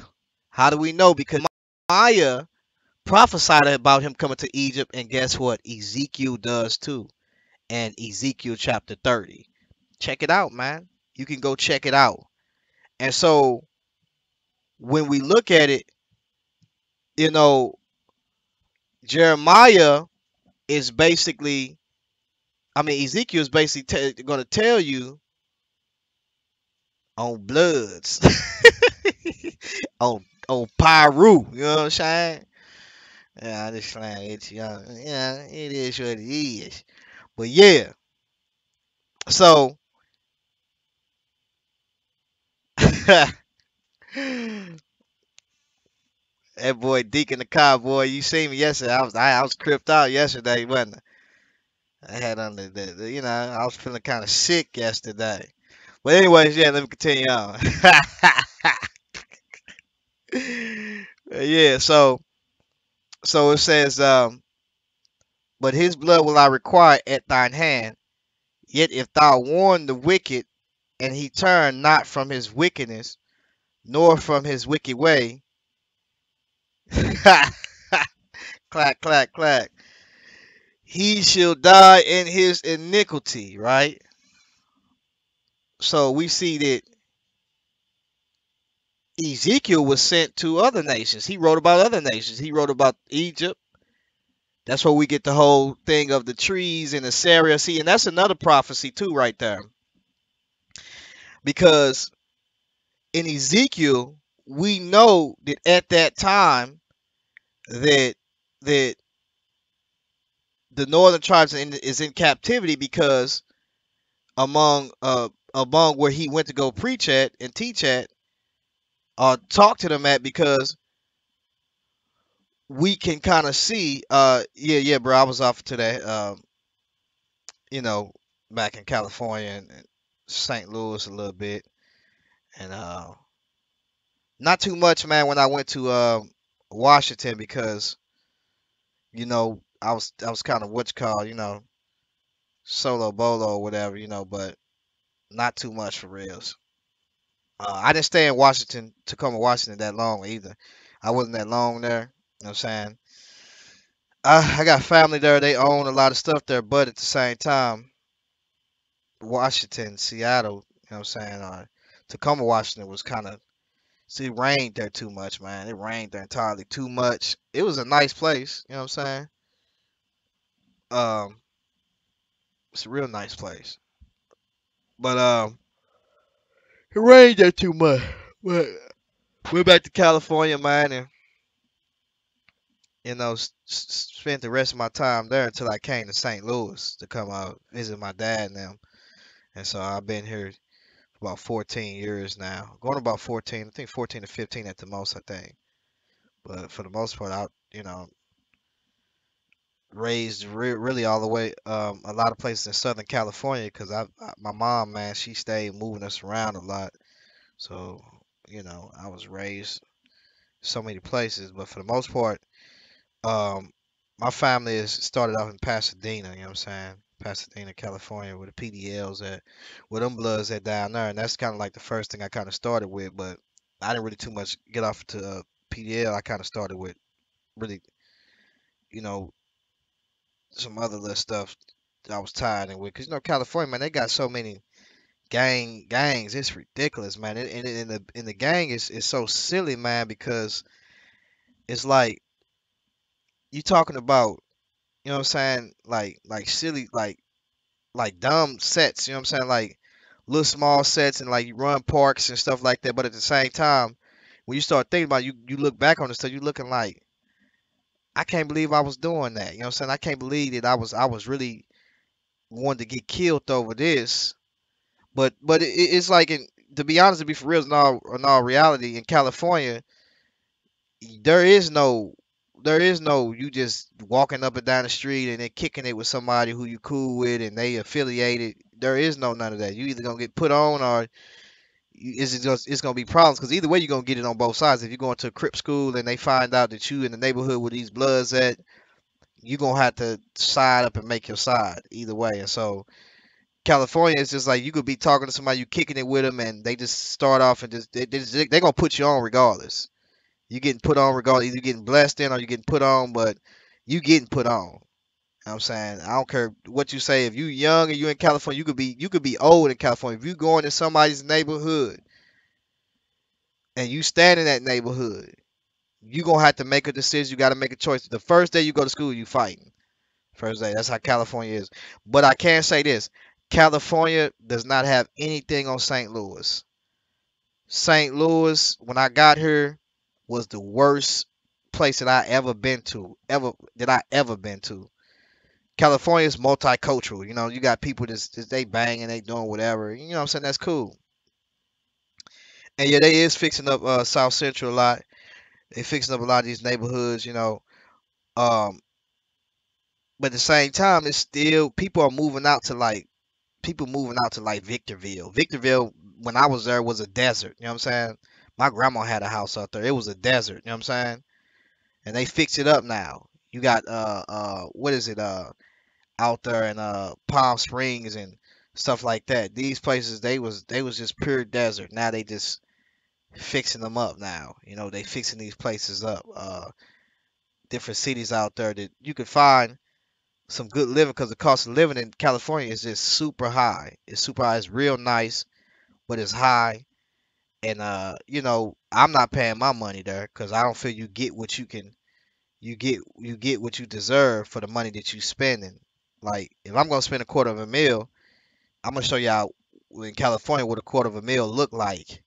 What a house supposed to look like in California. There's a quarter of a mil with land.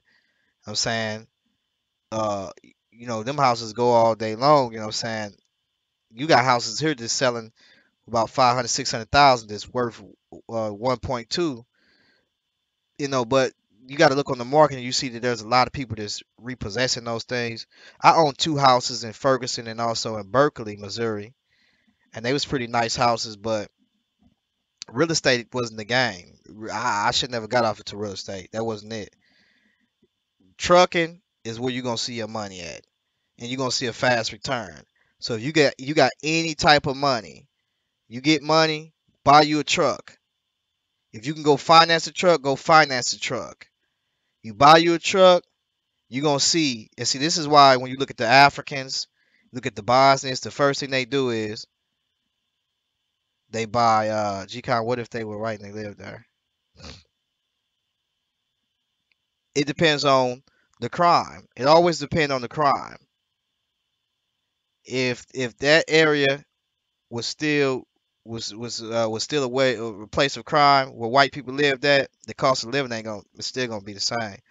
Um, Insurance gonna go up because there's theft there. So it's always depending on the crime of those places of where you at. You know what I'm saying? And because there's much crime within that neighborhood, a lot of times that play a factor into bringing down the property value. So we gotta look at that. Your insurance will go sky high. And anytime when you talking about insurance, nobody wants to insure nobody that has a high cause of risk of being either their house being destroyed. It's like somebody trying to insure a flood zone. People don't want to really take risk on that because they ain't gonna make no money and they gonna lose more money. You know what I'm saying? They out to make money. And so we gotta look at that. Would white people get shot in South Central just for being white?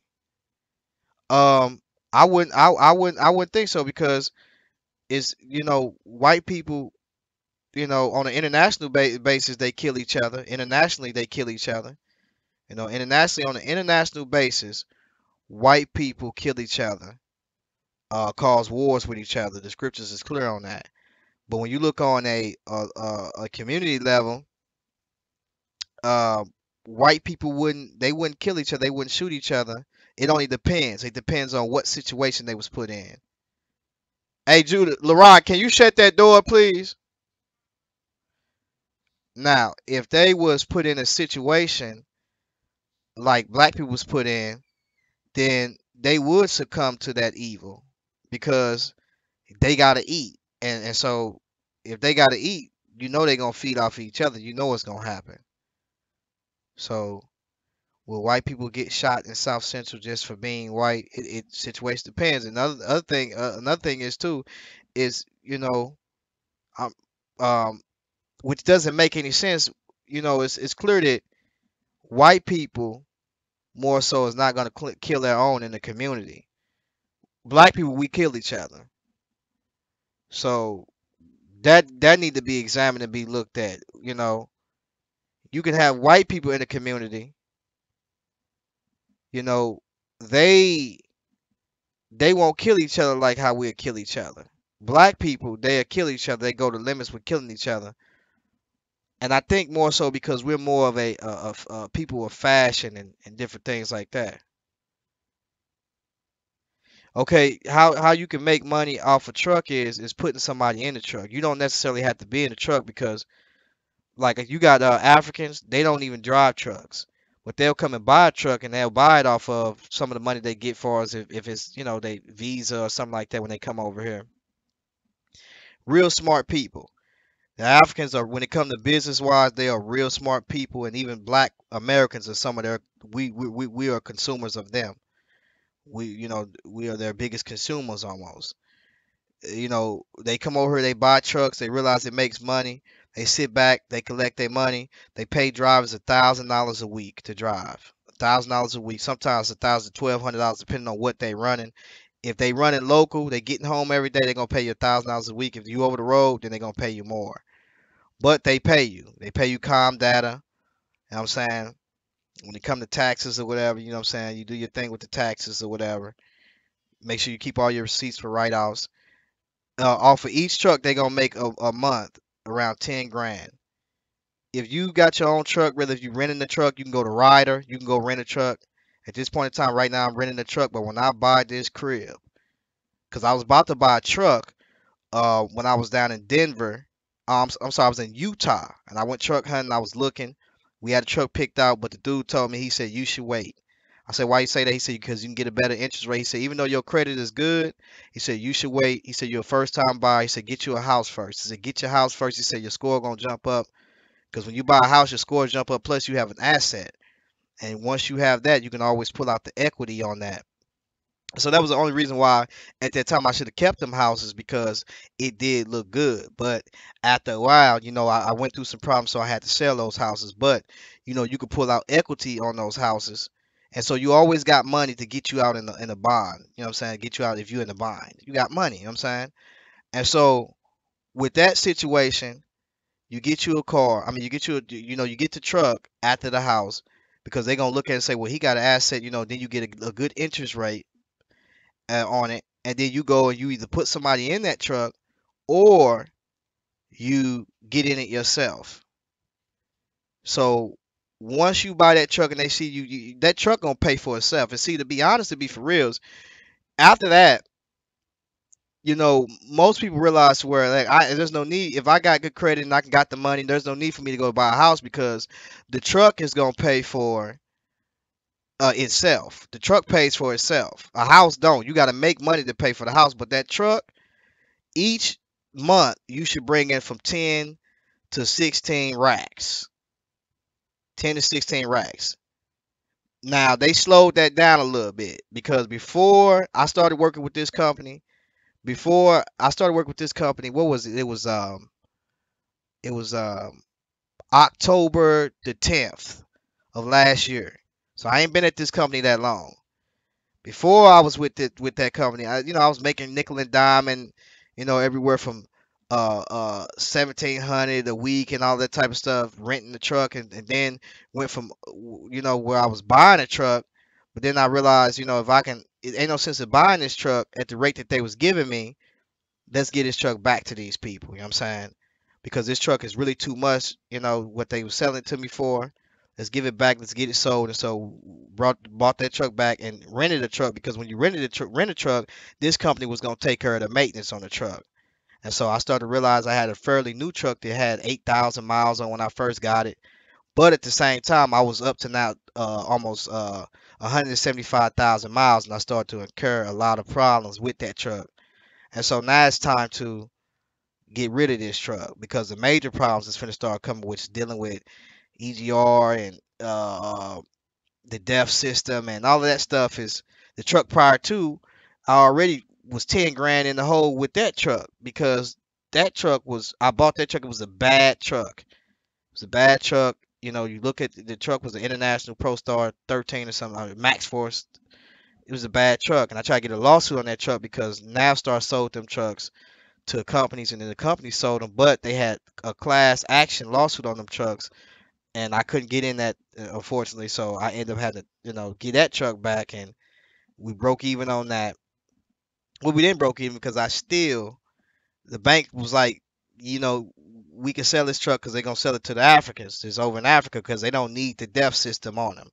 They don't need those things, and so that's what was giving me the problems. And so then I said, well, okay, let's get rid of this truck, and let's do this one. And we did that one, and after that, that wasn't working out right. So when I seen this company and they told me that they'll take care of the maintenance, that it's all good, I'm like, okay, I'm with that. So then this company, now they're trying to, they put me in the office, they put me in the 2018. I'm renting the 2018 now, pretty nice. But now they're trying to say, we got an option to where you can put no money down, and you could buy the truck within 3 to 5 years. And I don't want that option, because then they said now you have to take care of the maintenance. So then it seems like they're gonna have to push me up out of that field, because if anybody's gonna take care of the maintenance, you want it to be taken care of, especially if you're gonna be paying 1,200 a week, but you're gonna be bringing home from 2 to 3 thousand. Before I I've been at this company going on since October the 10th until now, and I've made some good money with this company. I mean, I was in debt, I got out of debt fast. Fast. You can imagine when you come on a job and your checks is looking 37 to 4,000. I pulled out of debt fast. My credit went, you know what I'm saying? And to be honest, I never really had no credit. I had a lot of medical bills. And those medical bills go way back, because I didn't have any insurance. So when you ain't got no insurance, and then your wife, she getting pregnant, she having babies, and so you got to pay for that stuff.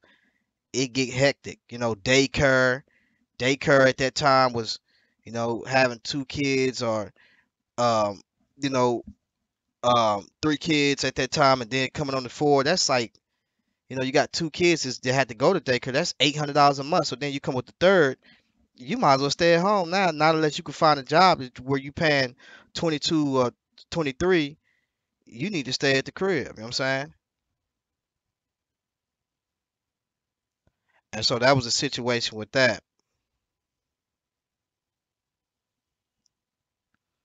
And so you buy you a truck, you get you a truck. That truck would help you out. Property is a slow return, not unless you could flip real good. And even with that, that market is changing, man. That's changing. And so I would have never bought them houses. I would have bought me some trucks. I would have bought some trucks.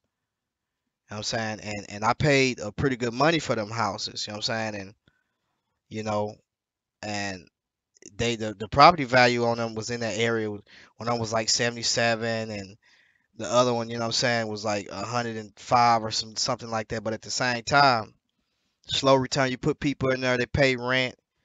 Old lady in one of the houses, she's a nice lady, but at the same time, when she's gone or when she's in the house, people are breaking in her house because she's old, she's elderly, and so then you got to come and you got to fix stuff like that. And the police broke in my house because nobody wasn't living in the house, and the police broke in and then said somebody was running through the house, so he chased them in there.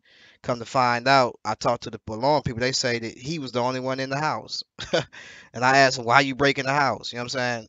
Well, he didn't actually broke in. Somehow he got the window open and went in the house. The window was locked. So stuff like that. The grass cut, so there's need for you to be going in the house. He lied, and so I had stuff going on with that. So eventually, I was just like, it's just too much of a hassle. Then, you know, it's coming time, the roofs needs to be changed, and stuff going on like that. And so, it's time to get rid of it now. I should have bought a truck. Truck money is good money. It's good money. Eventually, once I get this house, I don't have to be out here that much long. You know what I'm saying? But I'm out here right now, but it's good money. I always tell people you can make easy money real easy. If you are a business owner, 8 to 10 grand a month is pretty good money. If you can make higher than that, then it's good. Now, my cousins, them, they making some good money. He has 2 trucks. He put his brother on. He asked me, did this brother make so much money? He like, hey brother, I'll loan you the money. You want to go get a truck? I'll loan you, because we was finna go get me a truck, another truck, so I wouldn't be having to rent. But you know, I was like, nah, I'm cool, bro. He was like, I'll loan you the money, because you'll make the money back fast. You make the money back fast. That money come real fast. I can go do a run right now. I'm saying that'll pay me a certain amount of money, probably like 3,400. You know what I'm saying? Like if I run to California, which this company, they don't like to run to California. So I've been to California one time with this company. Now with my other company I was with, I left them. I was contracted under them. I used to run logistics all the way to California. I used to run to Anaheim, right in the heart. I'm saying Anaheim, and it was hard because it's hard to get up out of there because it's a lot of traffic, man, in Los Angeles. But it's a nice place. It's a beautiful place. You know what I'm saying? I stayed all over California, Southern Cal at least. I ain't really know nothing too much about Northern Cal, but my family stay out there.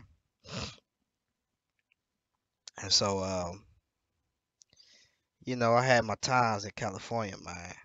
California, and I did a lot of devilish things out there, but hey, came here.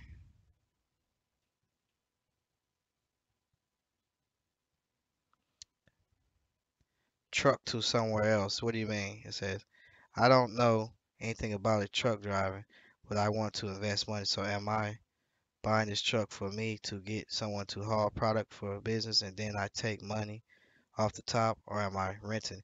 You can either rent that truck or you can buy that truck. You can rent that truck or you can buy that truck to put somebody in that truck.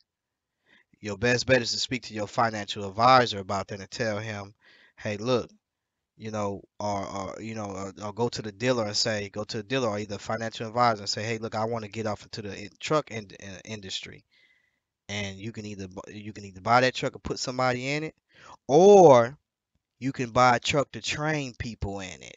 You can get a trainer that you pay on a weekly basis to train people in the truck because that's what the Bosnians is doing. They doing the same thing. And the Africans is doing that. See, I be asking these Africans and these Bosnians a lot of questions because I need to, get the game. You got a lot of Arabs just doing the same thing too. They in the trucking business. People from India is in the trucking business. Fast money. When I say you get your money back fast, it's fast. It's fast. And so, if you got good credit or if you got money like that, I wouldn't. Property is an asset. It's always an asset, but you see a slow return because, like I say, I had two houses. One person was paying rent over here for like six something, and what I bought the houses for, I would never got that money back until like what 7 6 years down the line. Whereas if I would have bought a truck for what I paid for them houses, then I would have seen my money back that first year, about a year and a half, probably more than that. You would have seen that money. You would have been like, man, that first year I already done made my money back. I didn't made my money back already. Now, I done made something that's a little bit what's calling that. Hold on for a minute, y'all, because I got a feeling there's something going on up here, and I gotta definitely see what it is.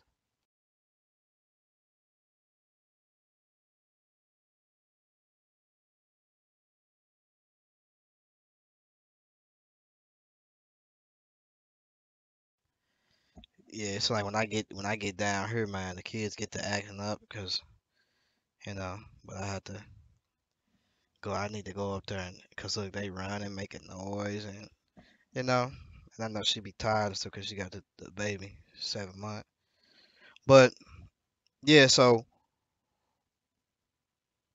looking at this Ezekiel, back to the chapter, and looking at Ezekiel, right? When I say unto the wicked, thou shalt surely die, and thou givest him not warning, nor speakest to warn the wicked from his wicked way, to save his life, the same wicked man shall die in his iniquity, but his blood will I require at thy hand.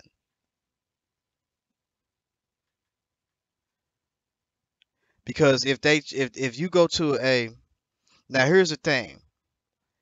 If you become to where you tell the state that you schooling and you get that you I don't know what documents you can get, but you can let them know that you can try to become an accredited school to where you train people, and so you train people to get their CDL. You do what it takes to to become that accredited school because at first you didn't have to do that.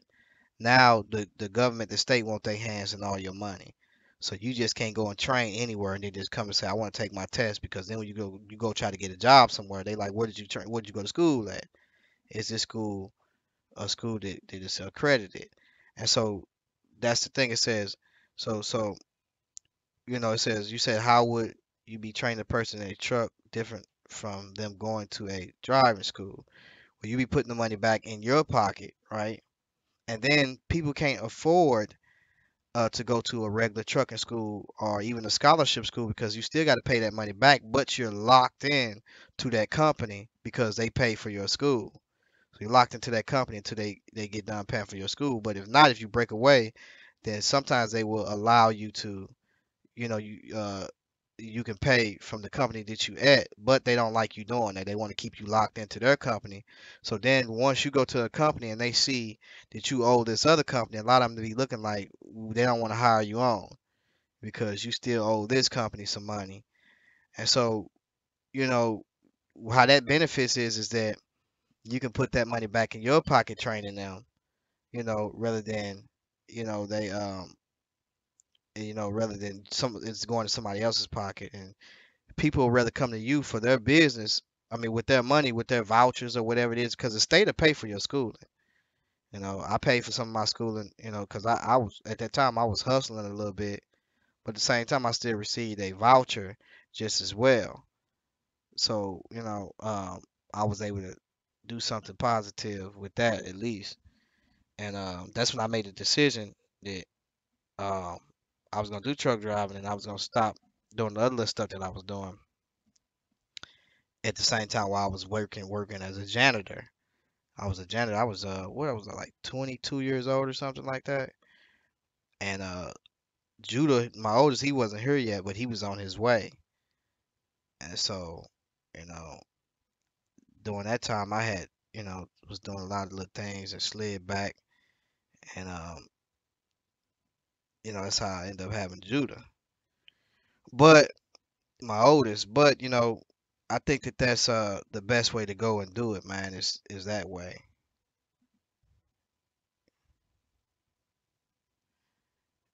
Look at him.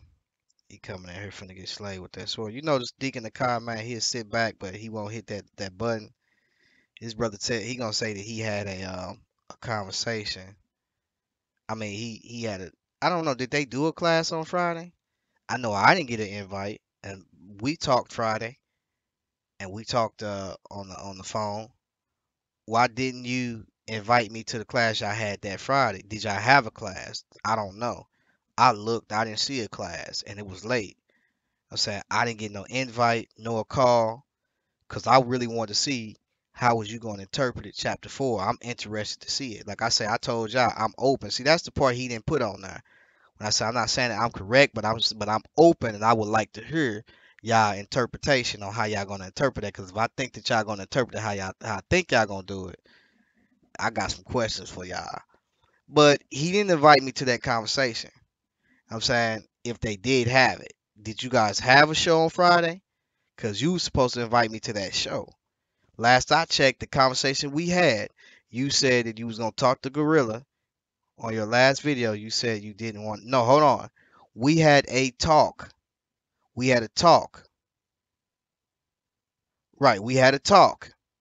We had a talk that what's called that day. That's what made you say you inbox me. We got the inboxes. We had that talk and you said, "Hey, you gonna come on there?" And I said, "Okay, I'll come on there." You know what I'm saying, you said, "Okay, well I'm gonna talk to Gorilla Hebrew." See, I don't know if you was drunk that day or whatever the case, because you might got up and was drinking early. But we had that talk, bro, and we got it on the chat room. So don't start lying now. And so one of the reasons why I said I was gonna come on the show because y'all brothers was doing stuff with the when that situation with that whoever was getting people's information like that. I ain't feeling stuff like that. Not at all. So I heard about that and I was like, man, I don't know if I really want to be messing with stuff like that because one thing I don't like is when people do stuff like that. Y'all looking at people's personal information. The conscious community did me like that and with one of a couple of them brothers did that, and I had to talk to Sonetta about that, and he was like, "That's some agent stuff. They shouldn't be doing stuff like that." I'm saying so. Um, you didn't whatever you had on Friday. You never gave me the invite. Now I'm asking you a question. You in the chat room? Did you have a show on Friday?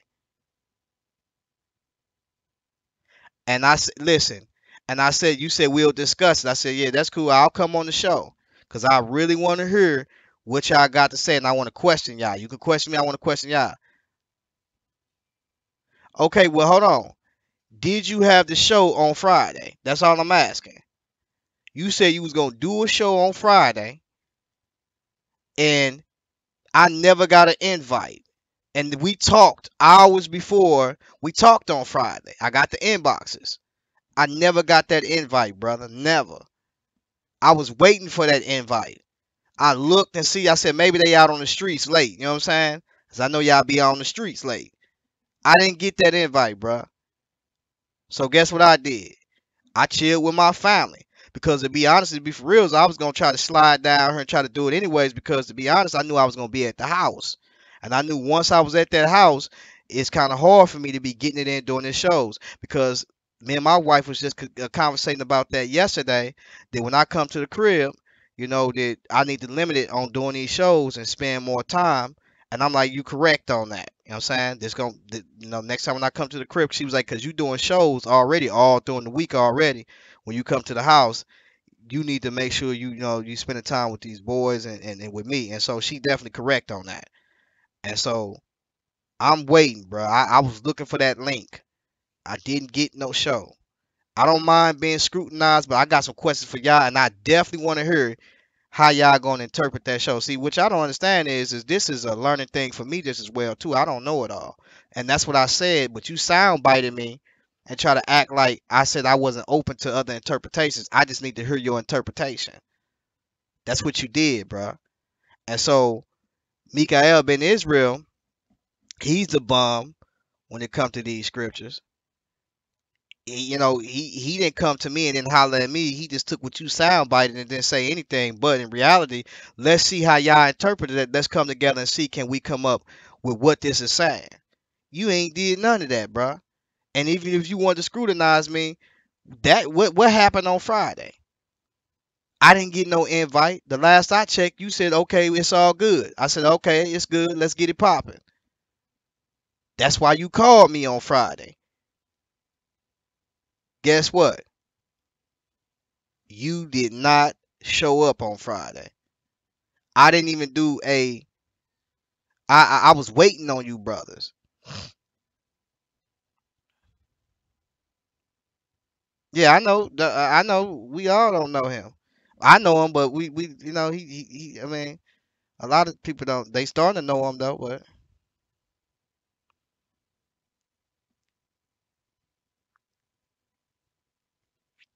but yeah,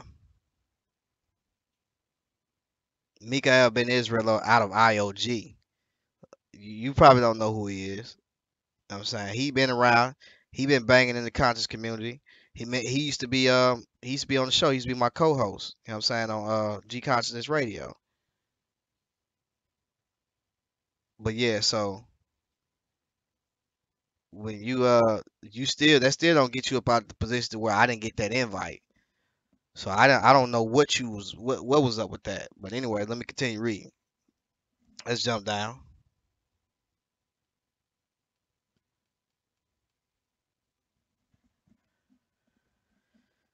Nevertheless, let's jump down. I got to read all that. All right, so let's look at verse 22. It says, "And the hand of the Lord was there upon me, and he said unto me, Arise, go forth into the plain, and I will talk with thee. Then I rose and went forth in the plain.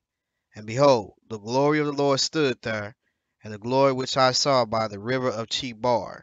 So once again, he's by the river of Chebar.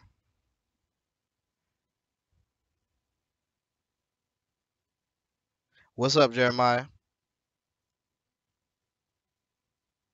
I'm trying to get these brothers delivered, man, spewing out this fake information, this silly information, man. But like I say, I always like to hear, cause see, the real conversation come when you can see if these brothers know what they talking about when you get into a dialogue with them. See, I ain't trying to debate you. Let's have a dialogue with each other. See, last time I let y'all put me on the stand, all on the offense. I didn't even ask y'all but one question. I let y'all ask me questions. I did that on purpose because what I'm doing is showing y'all that look, I can answer what you talking about. Now, let's see if you can answer my questions. What I want to ask you. Y'all got a lot of doctrines that's in question, and Deacon Akai, you try to pick your battles, but you need to actually do a little bit better than what you're doing. You try to pick your battles. You don't want to talk about who are the Gentiles, or is you keeping the law fully. You don't want to talk about the New Testament. When you say you want to talk about that last night, but y'all gonna get spanked in that, bro. Like really bad. If you telling people that the New Testament has not started yet, that's gonna get bad for you, bro. That's gonna get bad. I don't care what you pull out. You try to pull out a hat out of the cat. I mean, a cat out of the hat. It ain't gonna work, bro.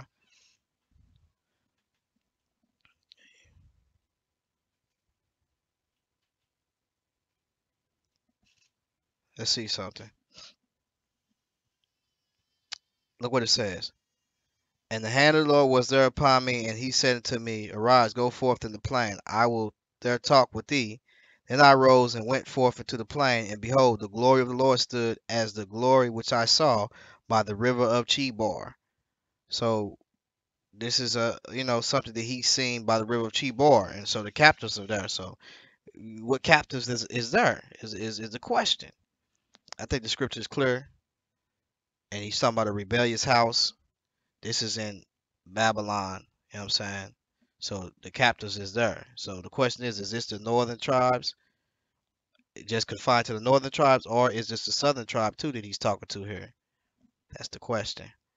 And so, we gotta look at that. And so let's jump to the next chapter, and then we're gonna get to this brothers. He posted something.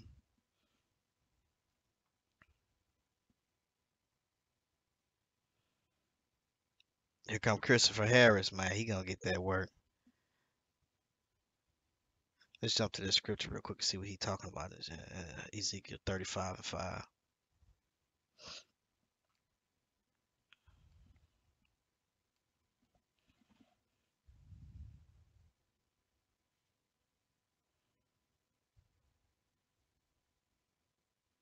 He says, let's go to the top, matter of fact, and read. So always go to the top and look at this.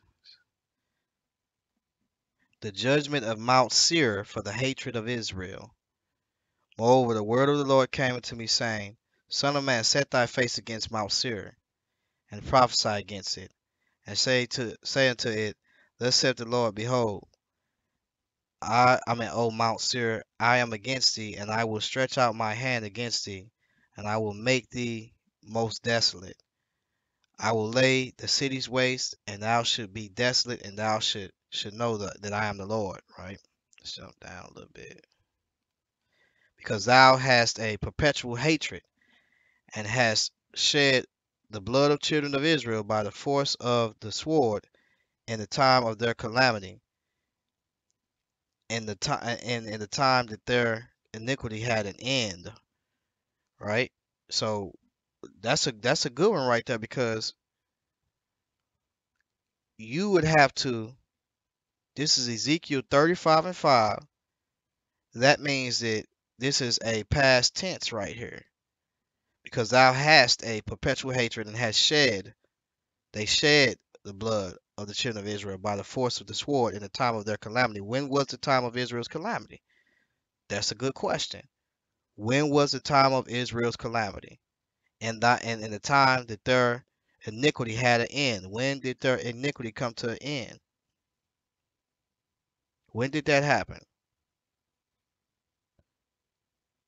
When did these things happen? God is going to bring judgment. He brought judgment on Seir. You know what I'm saying?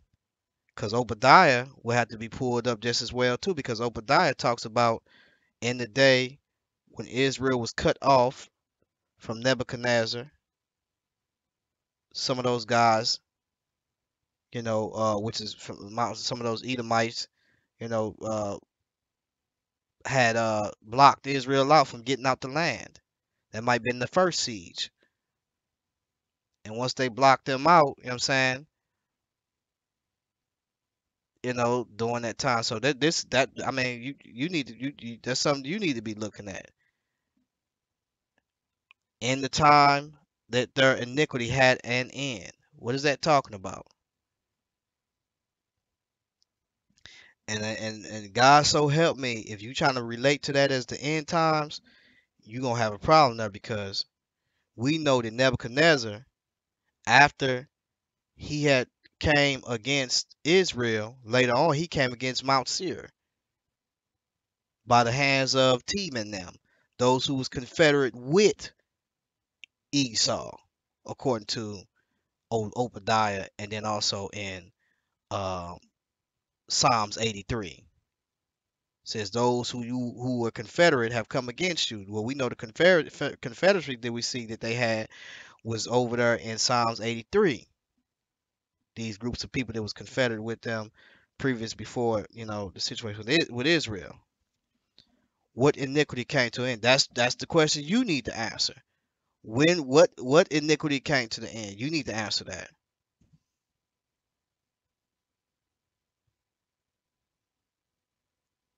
That's the question you need to answer. I'm done answering questions. You need to answer that, because you can kind of see already that what he says in Ezekiel when you look a little bit in chapter 5, what takes place. So you need to know where the end is at, because let's go back to Ezekiel 5 and let's look at what it says.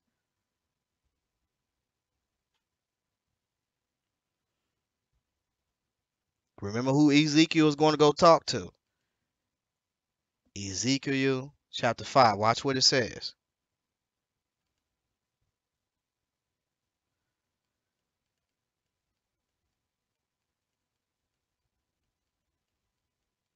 Because when you say end, you got to answer the question, what end is you talking about? You know, what end? The end of you know, their siege, when the siege came and they was taken out the land. Because I'm going to show you what the end is in reference to here, and so you can see what end is he talking about. And we're gonna go to Jeremiah. We're gonna look at the end too, just as well. So you need to look at that. And if you trying to, that's why I say I really want to hear your explanation or your interpretation. Because brother, if you try, it's gonna get ugly. And that's why I think you waiting to really, you know already. You trying to gather information, trying to see what. But bruh, trust and believe. The moment you come and say something silly, it's gonna be over. It's gonna be over. Cause when I tell you, when it comes to this eschatology, bruh, I'm trying to tell you, bruh, I've been studying this for years. I'm not saying I'm the greatest. I could be wrong, but God so help me, I'm gonna bring the man. That's why I'm waiting, cause it's gonna be really funny. Because if you try to do that, bruh, I'm waiting, bruh, and you have yet to come out with that. Okay, well, I'm waiting. You still haven't came with it. I'm waiting, bruh. If you try to do what I say you gonna do, I guarantee you gonna be stopped in the first round, bruh. In 2 minutes, I'm gonna stop you, bruh. You gonna be stopped in 2 minutes. Boop bop boop bop bam. You know what I'm saying? 2 minutes, bruh. I'm saying I might it ain't gonna I ain't gonna even have to hit you with a combo. You know what I'm saying? I'm just gonna have to hit you with the hook. Boop bop boop bop. You know what I'm saying? Fop. And then if you still standing, bam. You know what I'm saying? Fop bam.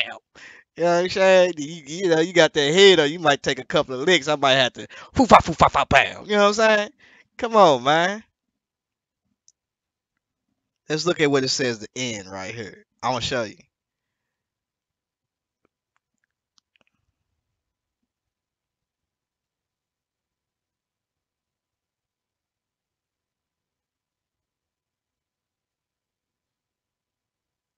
He says, "Thus said, this is Ezekiel 6 and 11. Thus said the Lord God, smite with the hand and stamp with thy foot and say, alas, for all the evil abomination of the house of Israel, for they shall fall by the sword, by the famine and the pestilence. He that is far off shall die of the pestilence, and he that is near shall fall by the sword. And he that remaineth and is besieged shall die by the famine." Now let's look what it says. "Thus will I accomplish my fury upon them." Right? "Then shall ye know that I am the Lord, when their slain men shall be among their idols, round about their altars, upon every high hill, and in all the tops of the mountains." So basically, he talking about he finna bring this end on them. Remember it says, now watch what it says. "Moreover, the word of the Lord came unto me, saying, also the Son of Man, thus said the Lord God unto the land of Israel, an end, the end is come upon the four corners of the land. Now is the end come upon thee." Now notice when he said four corners of the land, he basically talking about all of Israel. "Now is the end come upon thee, and I will send my anger upon thee, and will judge thee according to thy ways. And I will recompense upon thee all the abominations." Notice he said all the abominations, because when we look at it, we see that those 430 years is in reference to Israel tripping. I'm not going to say anymore. I'm just going to leave it at that. I'm going to leave it at that. I'm going to leave it at that. Because I'm trying to get this conversation with you. And I'm not finna be. Listen, I'm not finna be. We need. I got some questions for you. I want to see your interpretation. So let's talk about this. You know what I'm saying? Talk to me. I talk back. Now, I can show you another end concerning the same thing in the book of Jeremiah. But I'm gonna show you to where instead of him making a full end, he said that he will not make a full end, because one of the kings I don't know which one. It might have been Hezekiah or something. Came into, he gave some type of mercy or something like that. I'm saying I could be wrong on that, but I do know that he only gave them 70 years before that end that we see dealing with the situation of Jerusalem. But I mean, it's all good. I'm just gonna give you that. But watch what it says. I don't want to give him the whole dish yet.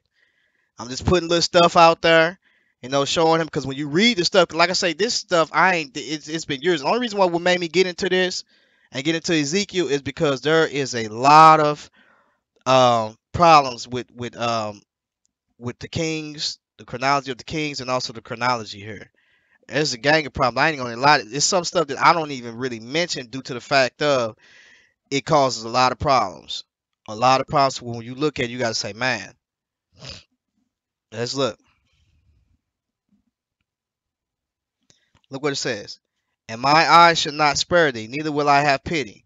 I will recompense the ways upon thee, and thy abominations shall be in the midst of thee, and ye shall know that I am the Lord. Thus saith the Lord God, and evil, and only evil, behold, is come, and end is come. The end is come. It watcheth for thee. Behold, it is come. The morning is coming to thee. O thou that dwellest in the land. Notice he says that. The time is come, and the day of trouble is near, and not the sound again of the mountains. Now will I shortly pour out my fury upon thee, and accomplish my anger upon thee, and I will judge thee according to the ways, and will recompense thee for all thine abominations. And my eye shall not spare. Now, I'm just gonna leave it at that. I'm just asking you before you get to. You need to read this whole. You need to read this stuff, bro. What up, Alan?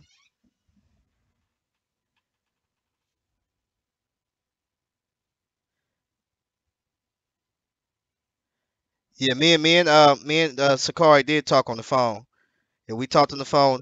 There's a lot of things that we talked about that we can agree on some things, like far as like there are some things that deals with um some things that's in the scriptures that need to be examined and be looked at, that textual critics looking at, and I agree on that, and I told him, I said, but when it comes to this text, I need to see your interpretation, because I really want to see that. Now, with this text, he knows already there is a lot of discrepancies, among scholars with this text of what the 430 years is. But I take it plain and simple. What made me take it plain and simple is because I'm usually going back to the people who dealing with the language and what it can say. And certain, those guys who I'm gonna go to different. I'm not gonna go to the to I might go to the Stone to knock. I might go to the JPS, and they might have some things and really look at that. But me personally, I'm not going to no ESV. I'm not going to no New American Standard Bible. I'm not going to no NIV. None of those things. I'm going, even the King James. I still have to go to what is it saying with that text, and go to, because I have seen so much come up out of this scripture right here, and it gets ridiculous, like seriously ridiculous. It's like, man, hold on for a minute. Somebody trying to put something in there right there, but I'm gonna tell him, if you trying to do the same thing with that 1948 prophecy, I'm gonna get you out of there fast, bro. You out of there. You gone. I'm gonna tell you that right now. If you try to do that, you out of there. You gone, because that's what it seems the way you trying to lean and what you trying to do. Now, when they did it, if they did it, they calculated it to what's called, to where they did it like that. But then I looked, and I was like, nah, I can't ride with that. You know what I'm saying? Because I don't think they're talking about that. Now, if you try to do that, at least I know already from what I'm finna hear, they probably did it better than what you try to do it. But you gonna have to. I'm trying to see what you own, bruh. I'm trying to see what you own, cause this gonna be a great letdown if you trying to put that 430 years as something prophetic in the future. It's on and popping, bruh. It's on and popping, on and popping. So I'm interested to see, bro. You said you've been working on it some time. Let's come together. Let's see what you're talking about. I ain't got no problem, but I got some questions for you just as well. You talked about the end here. If the end is there, the end of what, and or if it's the beginning, When does it start? You know what I'm saying? When does it start? And and and let's see if those 430 years are consecutive. You know what I'm saying? Are they something to just run through? I'm saying, or are they, in sections? You know what I'm saying? Let's do that. Let's do it. You know what I'm saying? I'm waiting, bruh. But I know Mika'el in Israel don't know what he talking about, so he need to go sit down somewhere. You know what I'm saying?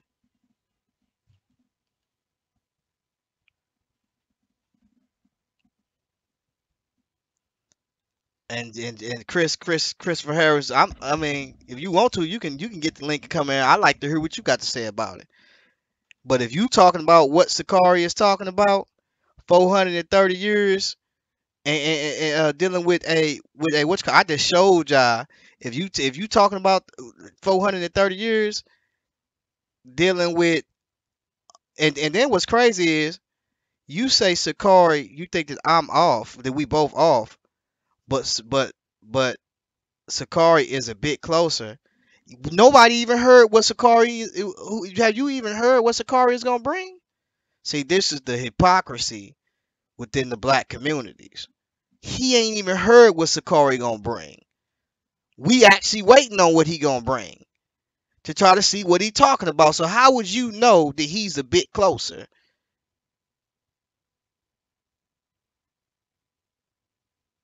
You said, is Ezekiel 35 and 5 speaking on the end of the 70-year captivity? Well, let's look at it.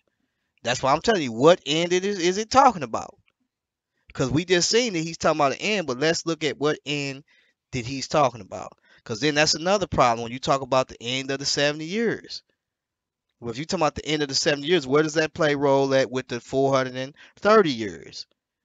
These are questions that need to be looked at. What is that? What does that play role with?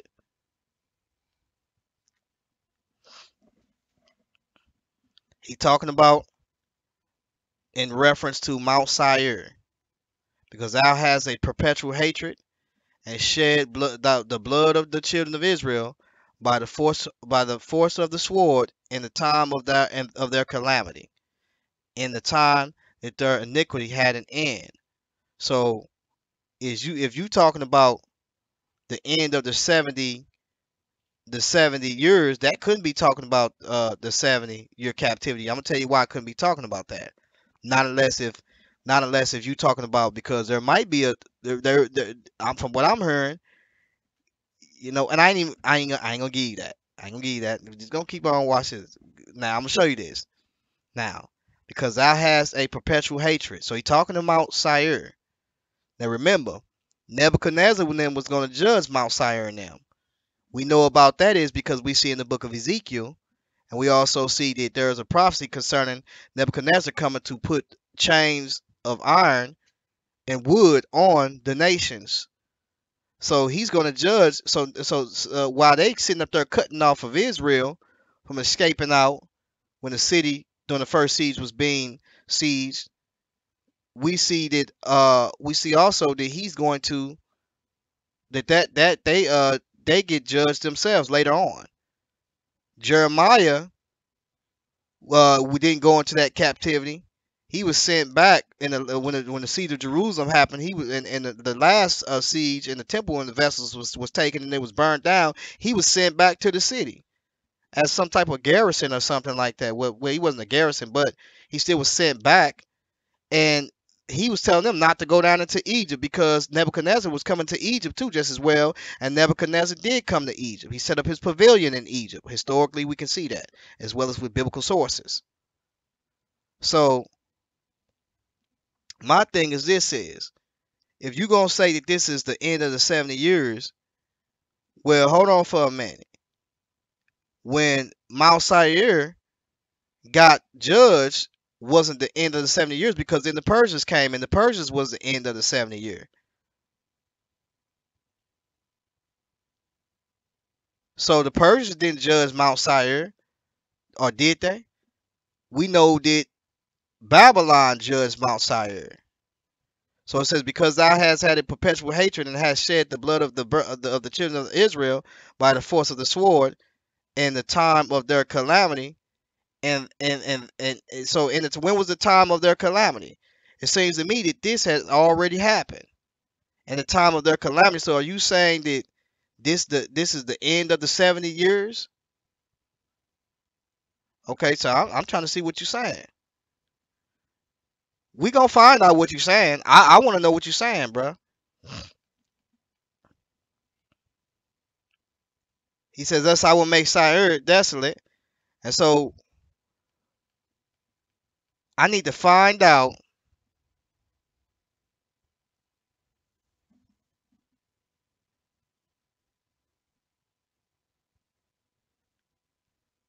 You said I'm asking what iniquity came to an end. I just read to you what when it came to an end. I just took you over to Ezekiel chapter 6 to show you what the end is talking about. Here you want to see another end? Watch this. What this Jeremiah? This is a little bit more later than than this is a little bit more later than Ezekiel, because Jeremiah, he seen the end. He seen it. But God said he would make a full end because he had mercy on them. Look what it says. Look what it says, verse 5. Jeremiah 4 and 5. Declare ye in Judah and publish in Jerusalem, and say, blow ye the trumpet in the land. Cry, it says, cry, gather together, and say, assemble yourselves, and let us go into the defense cities.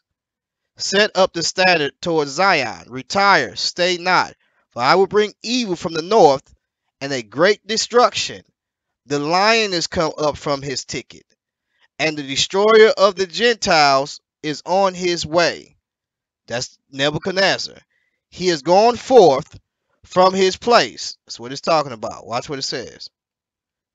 To make thy land desolate, and thy city shall be laid waste without an inhabitant.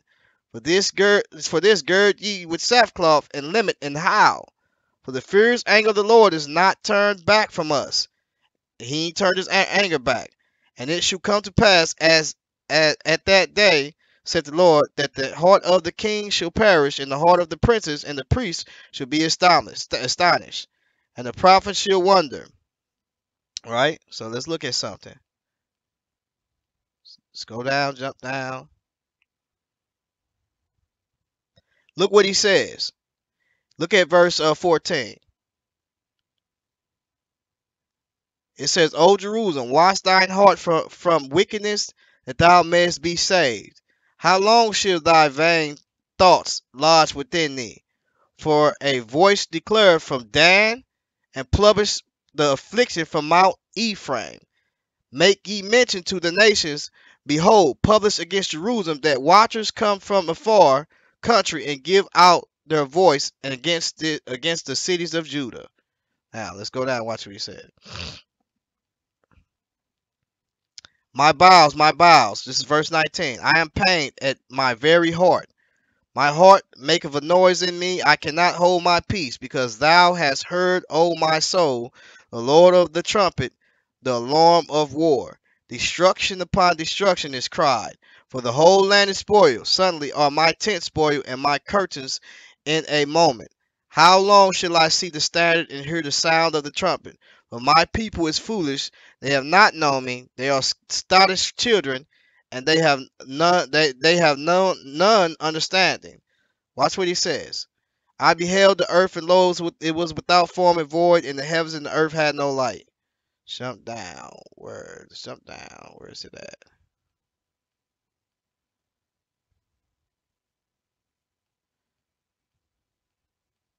It's the next chapter, matter of fact. That's weird. Well, watch what it says. It's the next chapter.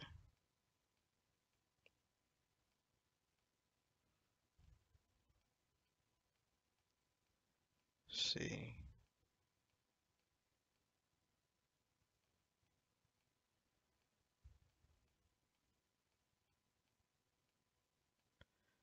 Look at verse 18.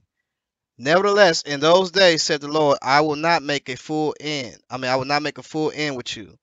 And it shall come to pass, when ye shall say, wherefore doth the Lord our God all these things unto us, Then shall thou answer them, like as ye have forsaken me and served strange gods in your land, so shall ye serve strangers in a land that is not yours.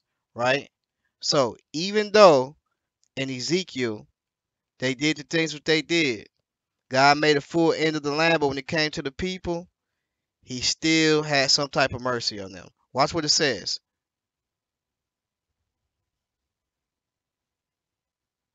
The prophets prophesy falsely, and the priests bear rule by their means, and my people love to have it so.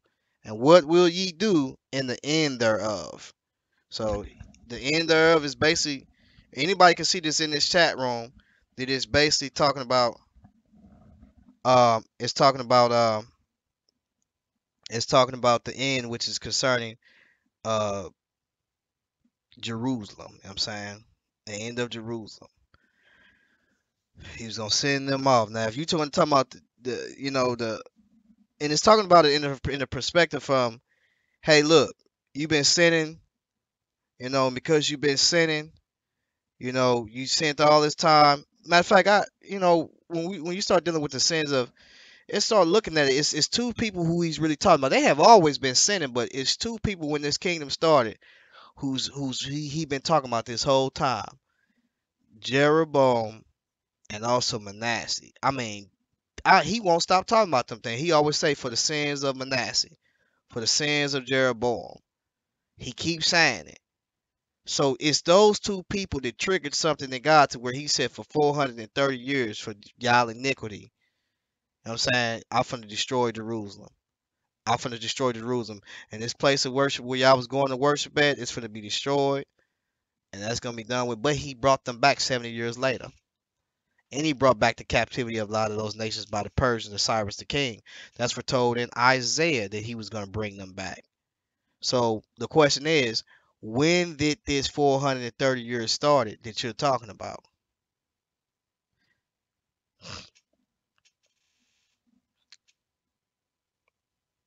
Now, I will say this about IGIC Knoxville.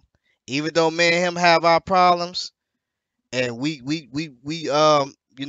but the best dialogue that I've had of somebody that was worthy of having a dialogue with, that we went back and forth, and I could say that that brother was on it and we both was on it and we had some good conversations, was with IGIC Knoxville. Because even though we have our problems, there's a lot of things we do agree to and there's some things we disagree to, but the conversation was definitely excellent. So if you're gonna come in here and you're gonna say that IGIC don't know anything, then you kind of tripping now, because I can't say that that brother get it. He not a mix it up. I'm saying, so y'all might want to stop. Cause you might want to, know what you're talking about.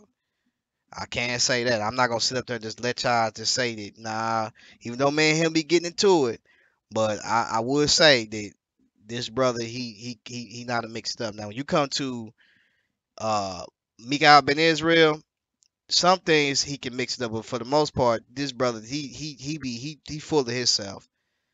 And then he don't be knowing what he be talking about half the time. And then you got Deacon the car. This brother, he got his mind, he got this presupposition about something, and he just standing on it, and his mind made up. So I will say that. So and then Christopher Harris, man, you all over the place, bro. You don't know if you want to be Kemet, Israel. You don't know what you want to do. New Testament, Old Testament. You flopping like Vladi Vidoc. You got more text in the game than anything, bro. You know what I'm saying? You need to cut it out. You the person going always creating the flagrant files. You jump in and you jump around, you get to flopping like Vladi. Oh man, hit me. You know what I'm saying? You could create a file real fast. But you got a lot of text against you. You know what I'm saying? Technical files, bro.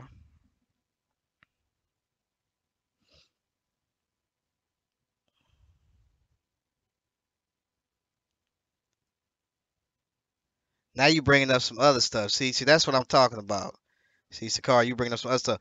But look, I gotta get off of here, man. So we'll get into that. Like I say, man, I'm open for interpretation. So if you brothers want to get in this, it's all good. I don't have no problem with it. Let's sit down and let's reason together. I'm not saying I'm all the way correct, but we definitely need to get off into this. The food almost done. What food? Oh, she cooking. What time is it? So 50. Oh, it is late. I'm tripping, man. I need to hurry up because I gotta be going to bed in about what? I'm going to bed early tonight, man. I gotta get up early. But he said LeBron flops more. I'm not saying anything, man. And like I say, let's look at it, man. Let's look at it. Like you asked a lot of questions because you're trying to critique what you got. See, I already know what you're doing. You really trying to critique what you got going on. When y'all hear what this brother gonna say, I can't wait to hear it, man. Nah, bruh. You trying to critique with what you got going on. I want to really hear it, bro. And I'm just laughing. I'm laughing because I know already. I said I know what he finna do, and I'm just waiting, bro. Like you wouldn't be the first to try to do it, bro. I want you to listen, bro. You need to come out. You say you smashed me. Do your video now. Do your video. You say you smashed me. Come out, do your video, and reveal to what it means. Come out to the world. Do your video, reveal to what it means. Nah, nigga. I ain't painting no Easter eggs. We don't paint no Easter eggs over here, fam bam. Sorry. We ain't painting no Easter eggs over here, fam. I ain't gonna let you do that one. We don't do that over here, fam. But yeah, so I'm waiting for you, bro. Come with it. Shalom, peace, grace and peace to you today, man. Grace and peace to your family. Grace and peace to the brother, uh, Christopher Harris, man. Y'all pray for that brother, man. That brother, he don't know what he want to do, man. And after that Judah of Nazareth incident, Judah of Nazareth went off on that brother, man. And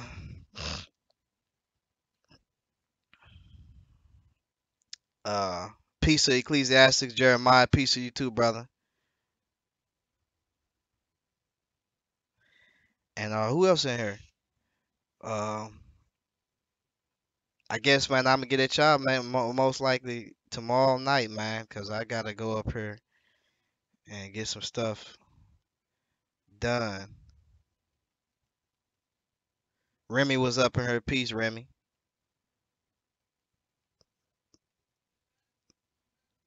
A bit Ness, eight. I might be saying that wrong, so I don't want to mix that up, man. But Ness, what's going on? Cutscene. Who else? Mike. I think that was Mike. Was that Mike or was that Mark? Mina Skies. That's Mina Skies. Mark, what's going on? I see Mark in here.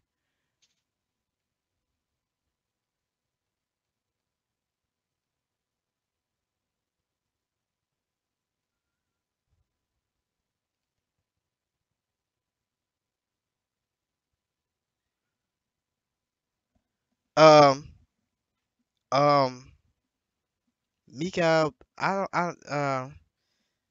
It's Mika'el Ben Israel. That's his YouTube page. He used your material trying to make fun of me. Cause he can't do nothing with me, so he tried to use your material. And he's IOG. Um, that's what it is. That's what it's gonna be. Just type that in on YouTube, and I think that's his page. No. I'm tripping. I'm tripping. Hebrews in the Hood. That's his page. Hebrews in the Hood. That's that Mika'el ben Israel. Hebrews in the Hood. There's so many Mika'el ben Israels, but his stuff is Hebrews in the Hood. That's it. But you know, I was waiting for that brother to come. I was waiting for that brother to come and get it in, and that brother didn't come and get it in. You know what I'm saying? But he talked about me last night, and I'm like, y'all brothers, man, y'all be on the panel, man. Y'all gotta fall in order, I guess, and y'all brothers can't even get in on the conversation. And so Mika'el ben Israel, you did a whole show about me last night. Where the link at? You know what I'm saying? Where the link at? Then you talking about call and talk to you. Nah, brother, come and get in this. Come and get on this panel, cause you've been openly talking stuff, so you can openly get on this panel. Then you want to come out and you want to say, call me, hit my phone up. Nah, brother, get in this panel. You know what I'm saying? But he talked all stuff to me last night. with that micro braid attached to his chin. That boy ain't even got a beard. He got a micro braid on his face with beads on it. And Deacon Akai, you get over there and get to laughing and giggling, bro, about Mika'el ben Israel. This brother be wearing buns with beads on his chin hairs and beads on his braids. They just let me know y'all brothers is in violation, man. You brothers is tripping, man. But yeah, he went over there. He went on a rampage. It was funny though. I was laughing the whole time because I'm like, man, let me get the link, dog. Talk to me. I'll talk back. Let me get that link. He would not give up that link because he know already, bro. I'm coming to destroy and tear down false doctrine. You know what I'm saying? He wouldn't let me get that link at all. But it's all good though, man. It's all in the spirit of love, man. I got love for Mika'el ben Israel. It's my brother. When I go up there to if I go to Chicago, which is really he's not in Chicago now, but if I was to be going to Chicago, you know, that's one of the brothers I'd be getting up with. You know what I'm saying? But he's not in Chicago. I think he's somewhere else. So, but he's not that far from Chicago. But the place he at, I don't never stop at. But you know, and I ain't got no problem with Mika'el ben Israel. You know what I'm saying? Even though we have disagreements, he called me the Catholic Byzantine or something he called me, but he pseudo as ever, man. You know what I'm saying? Yeah. Yeah, you know, and Mika'el ben Israel a funny guy. That's what's so cool about both of us because we guys are well, we humorous and we mix it up and we get it in. And he's a character and I'm a character too. That's why I was laughing. And then look, somebody was like, "I know G-Con in the chat room." Yeah, I'm in the chat room. I put the eyes up. I'm in here. The eyes is up. You know what I'm saying? All my haters is in here. What's up? What's popping? You know what I'm saying? I'm in the building. And so when I get in there, they talking all crap. I'm just laughing the whole time. My wife, she like, boy, if you don't put that phone down and bowl, I'm just looking the whole time. Mika'el, give up that link, bro. Let me get that link. You see, he peeping today. He peeping. Mika'el don't look. He like concrete. He don't let nothing slide. He peeping. You know what I'm saying? You know, either he stayed up last night, he still asleep with cold in his eye or whatever. He drooling, whatever. But bruh, you need we gonna have to sit down and have to, you gonna have to get this work, huh? Yeah. What's gonna have to get this work though, Christopher Harris. Mika'el last night, boy, I was laughing. I said, but boy, you don't want me to get boy. You know I went on a rampage on you what like 2 months ago. You know what I'm saying? You don't want me to go on the rampage again. Yeah, I went on a rampage on Mika'el ben Israel. I went on a rampage so bad the brother blocked me on Facebook. Well, he didn't block me. He deleted me as a friend. You know what I'm saying? And what made me go on the rampage is because he tried to push like a homosexual agenda, like it was off on like not so much on me, but as if I was promoting homosexuality. And I'm like, nah, bruh, I ain't going for that. Like, cause you already know, bro. Like, I don't even play no games when it come to that. And, you know, and that's when I was like, nah, you got to get this work, fam. Like fast. And so I went on this whole little rant for like a whole man 2 to 3 weeks. I was shutting that boy down. And like you want to you talking about comical, man. I destroyed that brother when it came to like, brother, like, don't even try with me, man. You got the bun in your head with the chopsticks, with the beads, with the adder beads on your hair. You got that little splinter bird. He got the little splinter bird. Well, not the splinter. What's the little rat name off of Teenage Mutant Ninja Turtles? I forgot his name. He got the little bird just like him, man. And I was like, boy, you tripping, man. Boy, you ain't Israel with that skinny bird, man. Get you one of these Assyrian king birds, man. You know what I'm saying? Get you one of these birds right here, man, and then I might look at you as an Israelite. Psych. Mika'el told a brother, he said, listen, you cannot come and talk to me if you don't got a bird. That's what he told somebody. He said, I won't even debate a brother without a beard. Well, hey, listen, you ain't gonna be debating Hashar or none of them brothers because they face naked as I don't know what, man. Them brothers ain't got no hair. Hashar got a little rubber band around the little nub he got down there. It's super skinny. But yeah, man, bird or whatever bird, man, none of those fleshy things, man, mean anything when it comes to the kingdom, man. So it is what it is, man. You know what I'm saying? So if brothers want to keep their face naked or they can't grow a beard, it's all good. You know. That boy Christopher Harris ain't got no beard. They call him they call that brother they call that brother down in Christopher Harris down in Florida, uh BC. Baby Chris. Chris that got the V6 Ford Mustang down there, man. He down there doing about 100. How much the V6 do? What's the horsepower on that? He down there cruising with the V6 G. No, I mean I'm sorry, the V6 luxury sport or whatever it is Mustang down there chilling. It's nice, man. He got two of them deals. You know what I'm saying?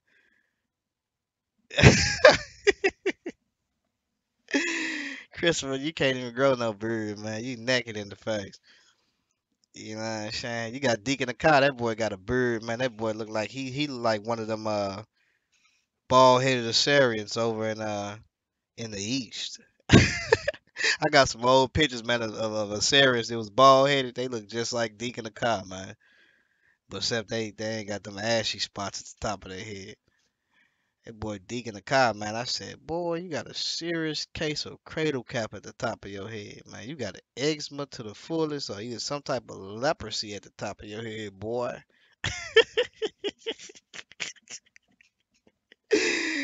I said, boy, yeah, shit, you need some type of baby oil, that Aaron's anointed oil or something. You need some Levi oil at the top of your scalp. I said, boy, you need the anointing.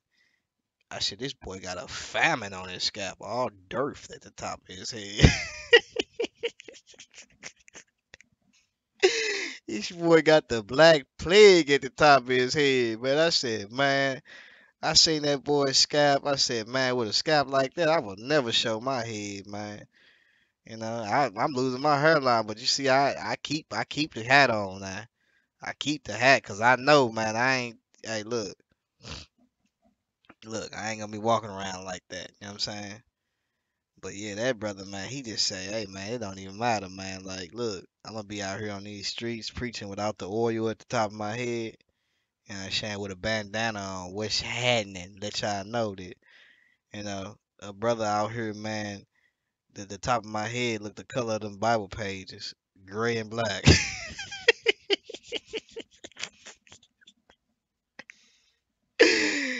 I said, man, like somebody hit that boy with some with a like somebody took a pipe. What is it, man? When you roll the door up on, man, hit that boy with some unleavened bread at the top of his head.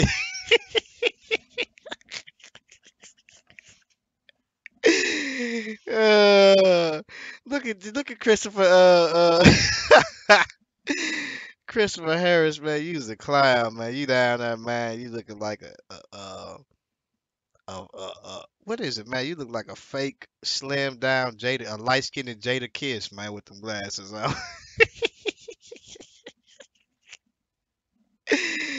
Christopher Harris look like a low budget Joe Button.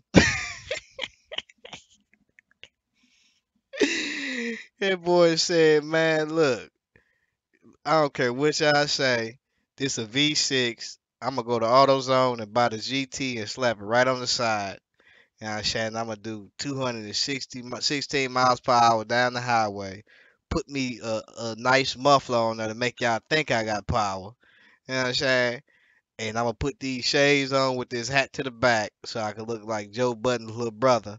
And when they see me, they gonna know already. I'm gonna get out with these chains on that I got from the beauty supply down the street. You know what I'm saying? I'm gonna go holler at your boy Paul Wall and get me a grill too. That boy said I'm gonna give me a performance package on the V6 Ford Mustang. You know what I'm saying? You silly boy. Man, Christopher Harris, you crazy, man. That boy was in the house, man. That boy was in the crib, right? This boy had a balcony in his house, but it wasn't a balcony that you can like, you know what I'm saying, look out and look at the outside. This boy had a straight balcony in his house with some stairs. You walk up and you walk dead into a wall, but it's a balcony up there.